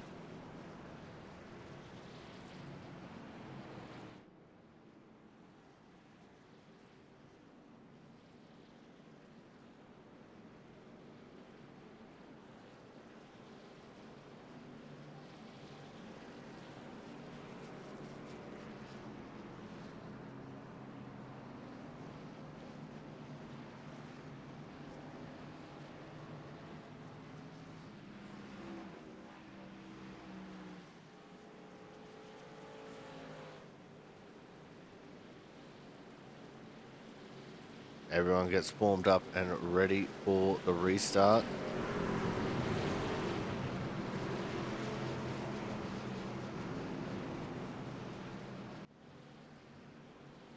Andrew Griesbaum has chosen the outside lane. I don't think that's a smart choice with Chris Champeau being right there, but you never know, it could be genius because Hennessy and Champeau could be stuck in mortal combat with each other. Thomas Harmon, he took 4. He's all the way down in 14th for this restart. He didn't want to face the same issues that he faced previously when he only took 2.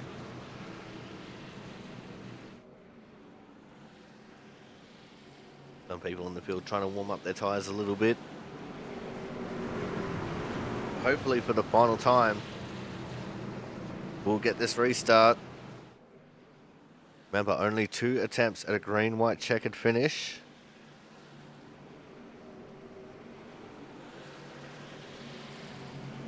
And Matt Burgess will finish in front of Wigfield in 27th.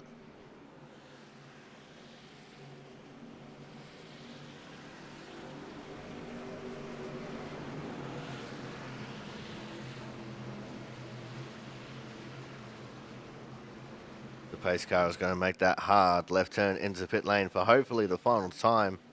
Light will start to become an issue. As you can see, the sun is setting there in the distance. And we're off and racing.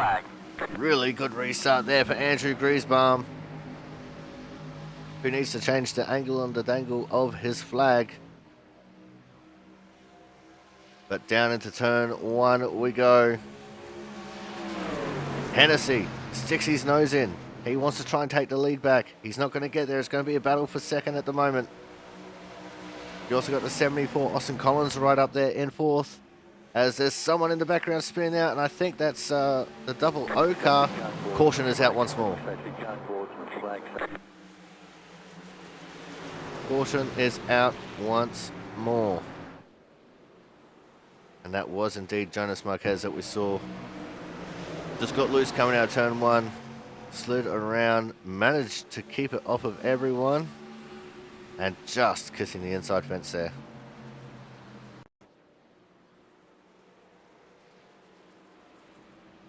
So now we have entered our final attempt at a green-white checkered finish.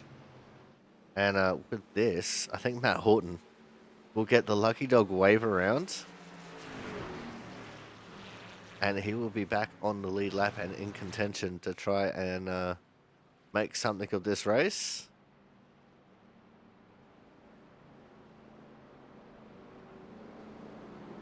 Burgess has officially overtaken Wigfield.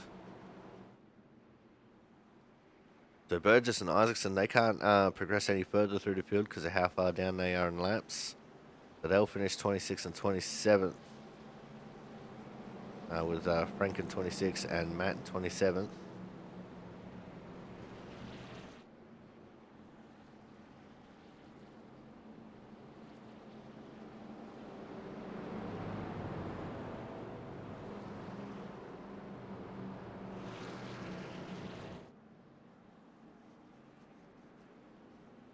think we're just waiting for the lucky dog car to make his way through the field. Unless that's going to happen on this lap.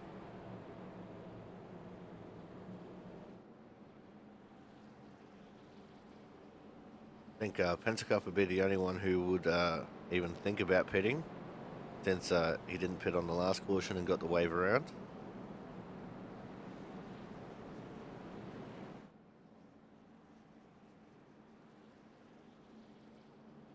Let's do a quick order rundown here. It's Griesbaum, Champeau, Hennessy, Collins, Slama, Kremens, Rickard, Shoemaker, Cook, and Perkins as your top 10. Now we have Massia, Harmon, Watson, Sanchez, Guston, Harris, Dow, Pizzakemi, Sanders, and Chambliss as your top 20. Marquez, who was the vehicle that spun out in that last caution, he's in 21st. And we have Horton and Niederhelm, the first cars, 1 lap down, and I can see Horton is getting his way around, so he'll be the 22nd car on the lead lap. I believe just Sam Niederhelm 1 lap down, Mark Pentecoff 2 laps down, Kyle Kraus 9 laps down. We've got Frank Isaacson, who's 32 down, Matt Burgess, who is 38 down. We've got Wigfield and Sisler, who are both out of this race. Wigfield 40 laps down, Sisler 44 laps down, and Reggie Otega, who's still in the pits, but 49 laps down.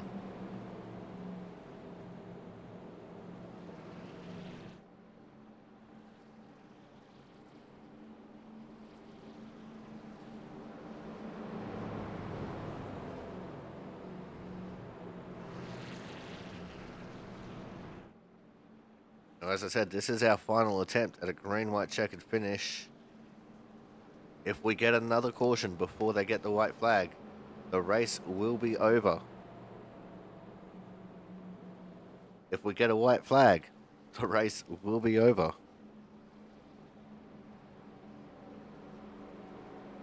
Andrew Griesbaum looking for his first Output Racing League win here on a Tuesday night. Chris Champeau, Andrew Hennessy, both drivers who have tasted victory here before in the Output Racing League. So whoever gets the win tonight will absolutely stamp their authority on the season so far. The lights are out on the pace car. Andrew has chosen the outside lane. Chris Champeau, Andrew Hennessy, both on the inside. Austin Collins, B and P4 on the outside.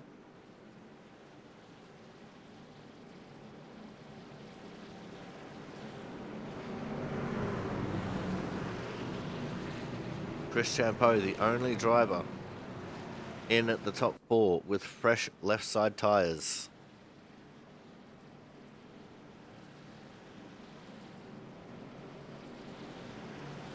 Slama and Kremens back there in 5th and 6th are the 2nd and 3rd drivers on 4 tyres.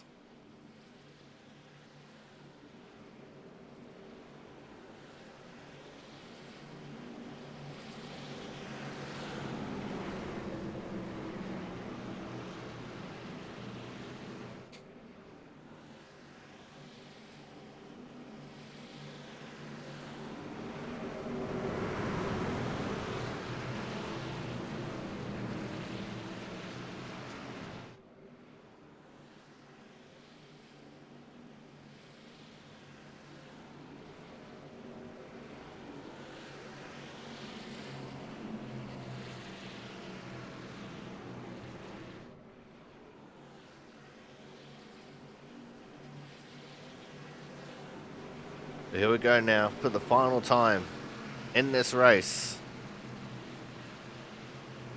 The pace car will make that hard left turn into pit lane. The sun is setting. The end of the race is looming. We're off and racing. And that one started with a bump that came from the 74 onto the 68. It's a huge jump for Griesbaum as they go down the main straight into turn number 1. And I think Austin Collins got such a good start there that he's ended up in 2nd. He's on the outside of the 12 of Champeau. And Hennessy slipping back. He got loose. Oh, and around. That's the 67. And the caution is out. That's the race. Andrew Griesbaum has won this race. Austin Collins, I think, just snuck himself a P2.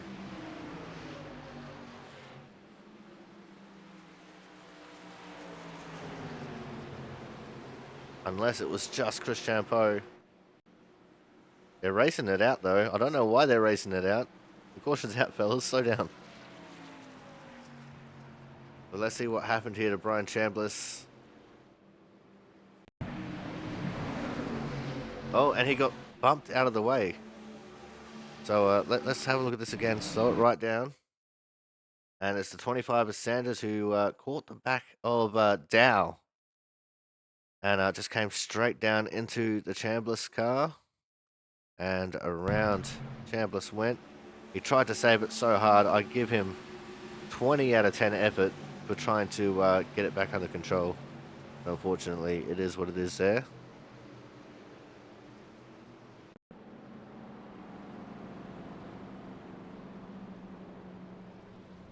But if my calculations are correct, Andrew Griesbaum in 2 corners time will be a first time race winner here for the Output Racing League. P2 will go the way of Austin Collins. P3, Chris Champeau.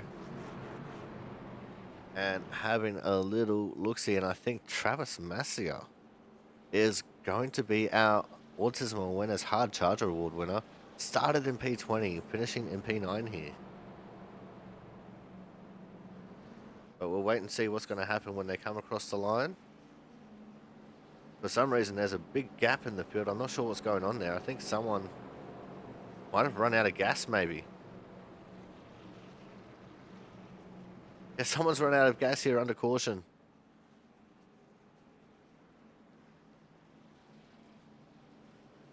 They come down the front straight for what I assume is the last time. The checkered flag is out. Andrew Griesbaum, first time race winner here with the Output Racing League. P2, Austin Collins. P3, Chris Champeau. Andrew Hennessy comes home with P4, and Joe Slammer coming home with 5th. And I think there's more drivers in the background who are running out of gas. I think Frederick Kremens might be the one who ran out of gas there on the final pace lap. So that's very unfortunate for Frederick. He was looking so good early too.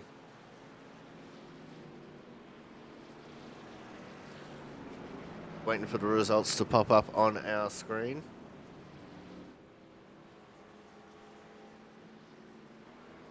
At any moment. Oh, there we go. There's Griesbaum, Collins, Champeau, Hennessy, Slammer, Rickard, Shoemaker, Massia, Cook, and Watson as your top 10. We see Harmon, Sanchez, Gaston, Pisakemi, Harris, Sanders, Marquez, Dow, Horton, and Chambliss. That's your 20. Perkins, Kremens, Niederhelm, Pentacuff, Kraus, Isaacson, Burgess, Wickfield, Sisola, and Ortega, wrapping out your 30-car field.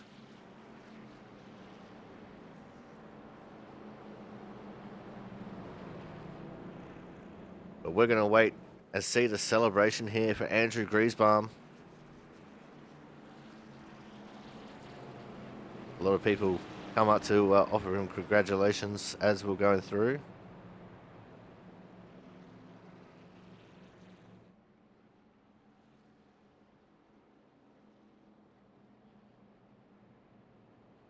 Pace car moves out the way.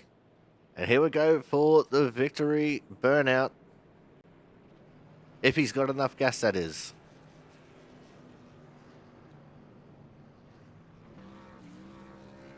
And he's definitely got enough gas in the tank for this. Well done, Andrew Griesbaum.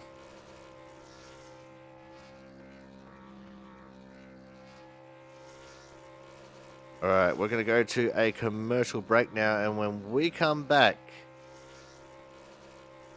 we will be having a look at our top 3 and our Hard Charger Award. So make sure you guys stay tuned. More action be coming up very shortly.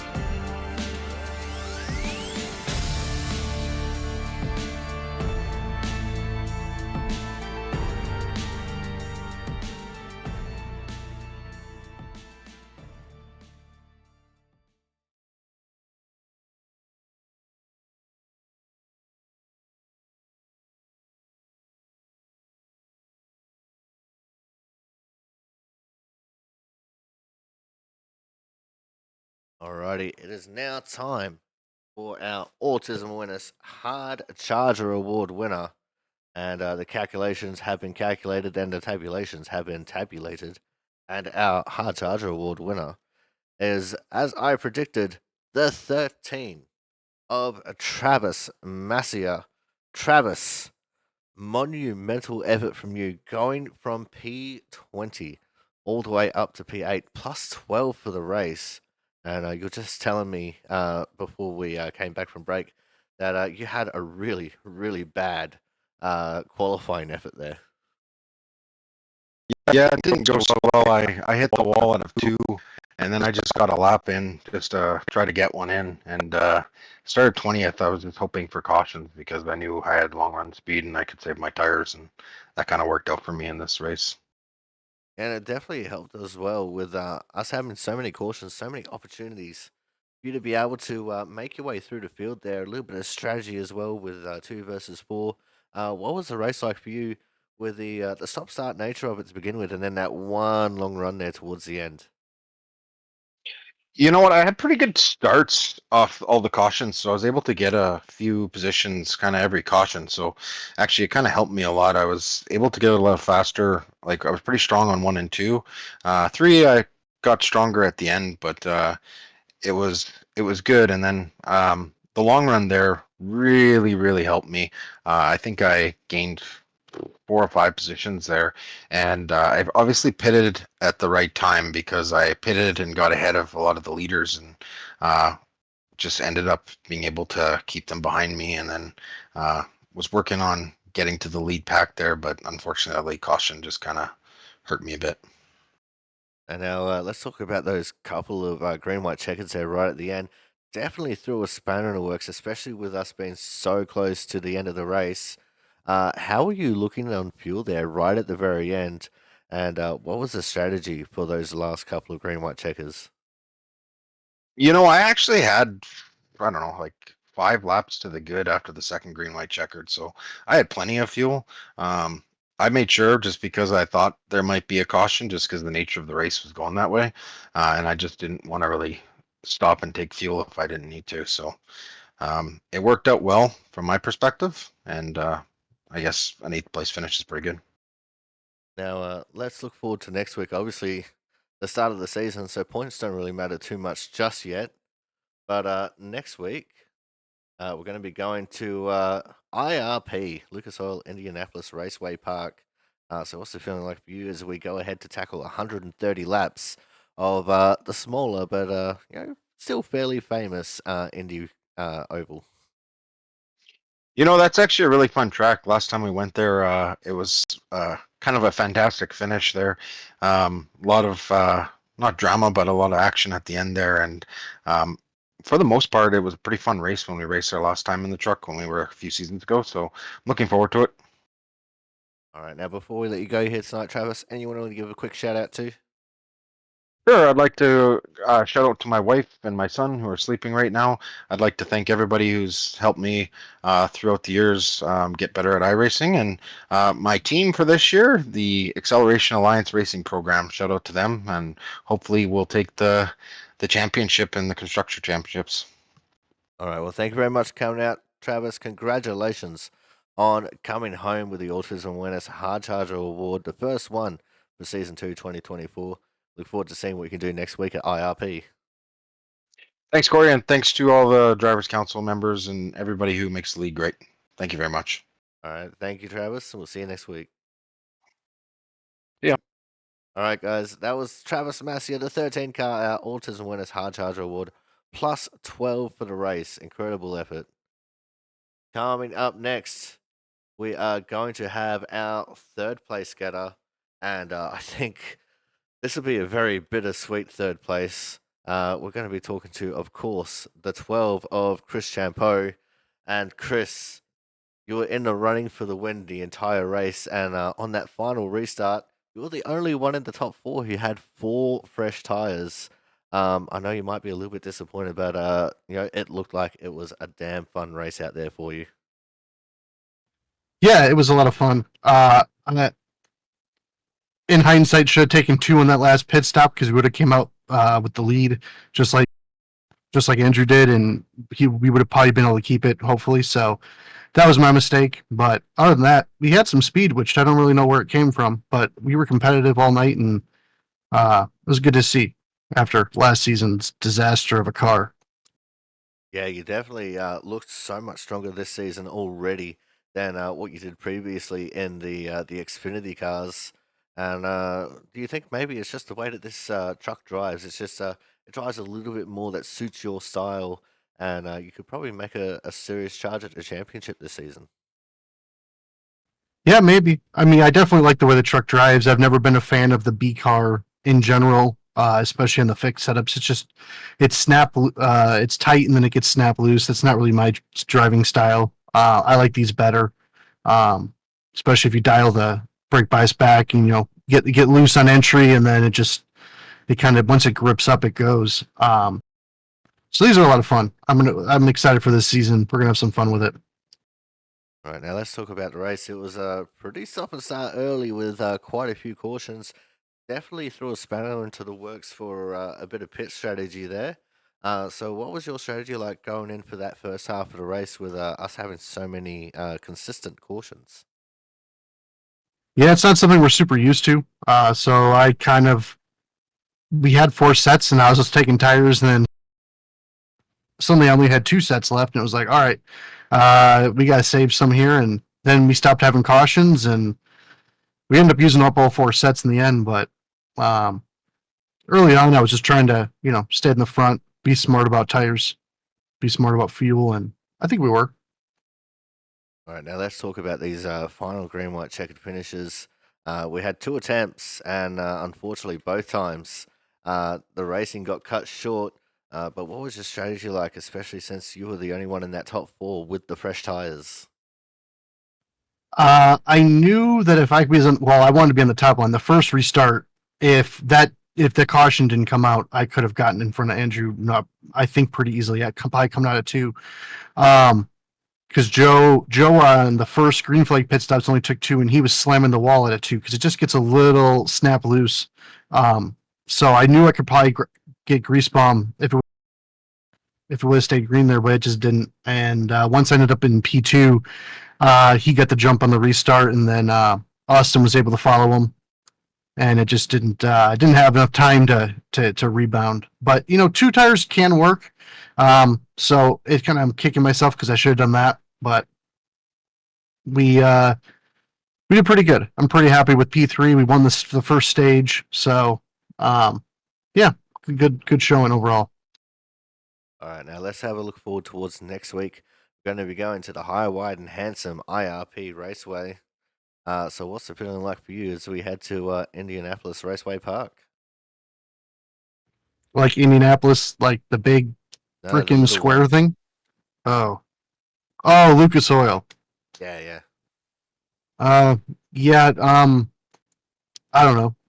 There'll probably be about 700 cautions, and we'll just try to be in the right place at the right time. Alrighty. But before we let you go here tonight, Chris, anyone you want to give a quick shout out to? Yeah, we got a whole bunch of new guys. I don't really know everybody yet, but we got some new guys, and it's good to see 30 guys show up for the opening race. So hopefully this season will be a lot of fun. New faces, some old faces coming back, so it should be good. Yeah, shout out to everyone that showed up. Hope you guys keep coming out. It was a lot of fun. All right, awesome. Thank you very much for coming out, Chris. Congratulations on coming home P3 and for showing some really decent pace. And we definitely look forward to seeing what you can do as this season will progress. Yeah, buddy. All right, guys, that was a 12. Chris Champeau, our third place getter here tonight. And as you can tell, he is really happy with the way that one went. Coming up next, he's got a new number, but it's still the same old man.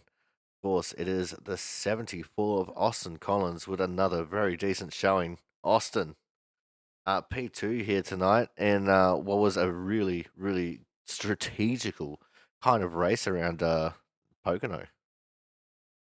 Yeah, if that's the word you want to use, it was something. I think I tried every single strategy there was, and somehow played out for me at the end.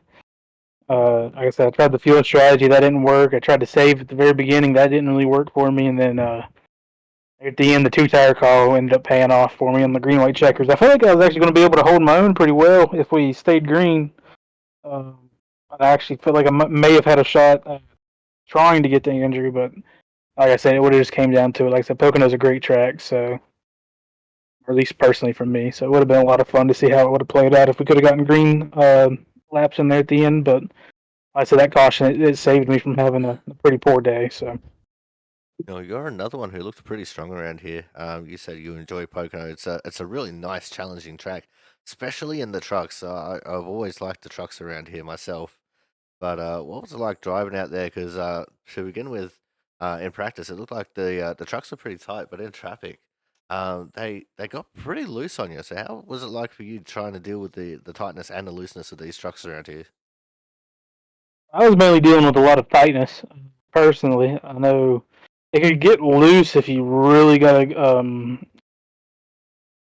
turned low or you hit a bump wrong or something. But I was dealing with tightness a lot, and mainly biggest thing was just trying to be patient. That's all Pocono is being patient in the corners, trying to make all you can on entry. At the same time, not taking too much, not being greedy. So it's just all about trying to conserve tires. Like I said, this new aero model and everything with the trucks is throwing me for a curveball a little bit on how tire saving works and everything now in the trucks. But we're slowly learning it. Like I said, it's still the same mechanics. You just want to be nice and smooth and all that junk, and hopefully at the end of the day, it eventually comes back to you, and you can start pulling away towards the end of the race. All right, now let's talk about those final green white checkers.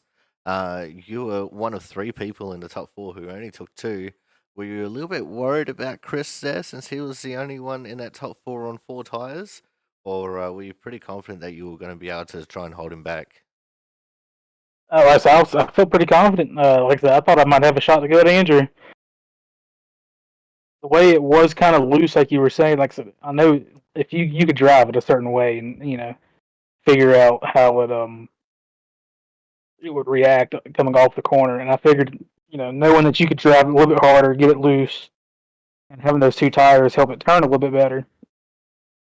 Figured it might be a little bit faster, actually. I know, I think it was Joe. He ended up taking two on the green flag stop, and he was up there, battling Chris for the lead before that caution came out. So I actually didn't know that at the time, but he said that after we pitted. And so that made it even more, once we did take the green flag there, a little bit more reassuring to me going off into one that it would be able to be uh, pretty fast. Like I said, I don't know how it would have played out. It would have been a lot of fun to see it, but like I said, I had full confidence in it. Like I said, it would have been just like a normal race at that point for 2 laps, and I was willing to send it because my race hadn't been much better to that point, so it could have only gotten better with the two-tire call there. All right, now let's look forward to next week. Going to be going to the Lucas Oil Raceway, otherwise known as the Indianapolis Raceway Park. What's the feeling like for you as we head to a track that's fairly highline dominant? It'll be interesting. That's about all I have to say. Just everybody fighting for real estate at the top of there. It'll be interesting if they can figure out a way to get some sort of a lower line working. I know sometimes you sometimes can. That very rarely. I know some cars you can, some cars you can't. Truck usually you can't, but it'll be a lot of fun seeing a short track on the schedule. Like I love me some short tracks, especially in the trucks. And it'll be a lot of fun. I hope if we can get some green flag laps in. All right, now before we let you go here tonight, Austin, anyone you want to give a shout out to? Yeah, I thank all the guys at ORO here. Like I said, it's always a fun time to come out here and race with you all. I thank you for doing the broadcast.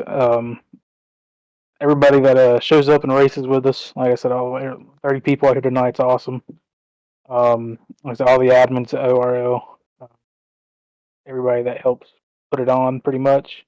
Everybody that shows up and watches. All my teammates. I got also shout out Jonathan for the paint scheme. And I know Jackie made me a few paint schemes as well, so I'll have to whip those out at some point. I got a whole plethora of the most basic paint schemes you'll ever see, but we'll get them out on track. And like I said, besides that, all I got. All right, well, thank you very much for coming out, Austin. Congratulations on coming home P2 here to start off the Season 2 2024. And we look forward to seeing what you can do next week and for the rest of the season. Yep. Thank you, Corey. Have a good one, buddy. All right, that was our second place getter, the 74 of Austin Collins. Coming up next, and I'm very excited for this one. We have a first-time winner here on a Tuesday night in the Output Racing League, and it is, of course, the 68 of Andrew Griesbaum. Andrew, you were just awesome there right at the end of the race. You had a bit of pace, mired in the field a little bit throughout most of it, but when it really counted, you were up front and in position to strike at the right time. Yeah, it feels good to finally get one of these after winning a bunch of reverb races. But yeah, we were running mostly top 10 most of the race. A little bit of top 5 there, especially at the stage end. I was honestly shocked that more people didn't either stay out or take two on that caution before the first green light checker. I didn't expect to come out first at all. When I did, I knew I just had to hit the restarts perfectly and get those guys behind me side by side, and I could hopefully drive away because I'd seen how well Joe could hold off on 2 tires on that run before. So a little bit of luck, but it all ended up working out in the end. Now let's talk about the final green white checkered finish there for a second. On the start of it, it looked like you got a really nice bump from Austin on the start. Was that what helped propel you just clear in front of everyone before that caution came out? Yeah, that bump was perfectly timed. I mean, it was right as I got to the restart zone, and I hit it pretty much as soon as I possibly could to try to get that jump out and get in front of everybody. Because on that prior restart, Hennessy had gotten a really good push. I think it was from Collins and gotten to the inside, and I knew if Chris was able to get to my inside on those 4 fresh tires, I was not going to have a chance. He was going to blow by me. So it was all about getting that push from Collins and getting out there and just hoping to hold on or hoping they all wrecked, and they all wrecked, so it all worked out. Now, let's look forward to next week, Andrew. We're going to be going to the Indianapolis Raceway Park, these days known as Lucas Oil Raceway. What's the feeling like for you as we head to the Little Indy track? I love IRP. I think IRP is a great track. It's unique for sure because everybody's going to want to be up against that wall because that's always the fast line around IRP. But if we get another 30 car turnout at IRP, it's going to be an interesting little battle. Everybody's going to be fighting over very little real estate for most of the race, so it'll be interesting to see kind of how it all plays out. I know with the new with some of the updates iRacing's made to the oval racing system, there you can occasionally run the bottom there, so we might get some multi-groove racing, but I think everybody's going to be battling for that same spot up top, and then you're probably going to see some insane slide jobs, especially towards the end of runs when tires start to wear. All right, Andrew. Now, before we let you go here tonight, mate, anyone you want to give a quick shout out to? Yeah, I just want to shout out the guys at Output for putting on the league. It's a great league. It's one of the races I look forward to most every week, both this and the Thursday night races. I thank you for putting on the broadcast. They're always great quality, always a great watch. And I want to thank James too for picking me up on his team, and hoping that we can continue the success as we go through the rest of the schedule. Oh, yeah, this is definitely a big up for Team Watson Racing. There's you picking up the first win of the season, and James picking up a solid top 10 as well. Not sure who else you got in your team, but things seem to be going pretty good for you already. So it's going to be exciting to see how the team thing plays out, but also going to be super exciting to see how things go for you with you finally getting your first win. The monkey's off the back, and it's only up from here, right? Exactly. I love the truck, so hopefully we can keep rolling through the rest of the season, stay up top in points, and make a playoff push. All right, Andrew. Well, thank you very much for coming out. Congratulations on taking home your first win finally here on a Tuesday night in the Output Racing League. And we look forward to seeing what you can do for the rest of the season and for next week when we go to IRP. Thank you. Looking forward to it. All right, guys. That was tonight's winner, the 68 of Andrew Griesbaum. First time winner here in the Output Racing League. And that's super awesome. Andrew has been a solid competitor for a very long time. It's great to see him finally coming home with a dub. But that is going to end things off for us here tonight. Thank you all so much for coming out. It's been an incredible start to the season so far. 30 cars entered. Not all 30 cars finished, but they definitely put on some very awesome racing. But until next week, I've been your commentator, the Aussie Sim commentator. We'll see you guys in Indiana.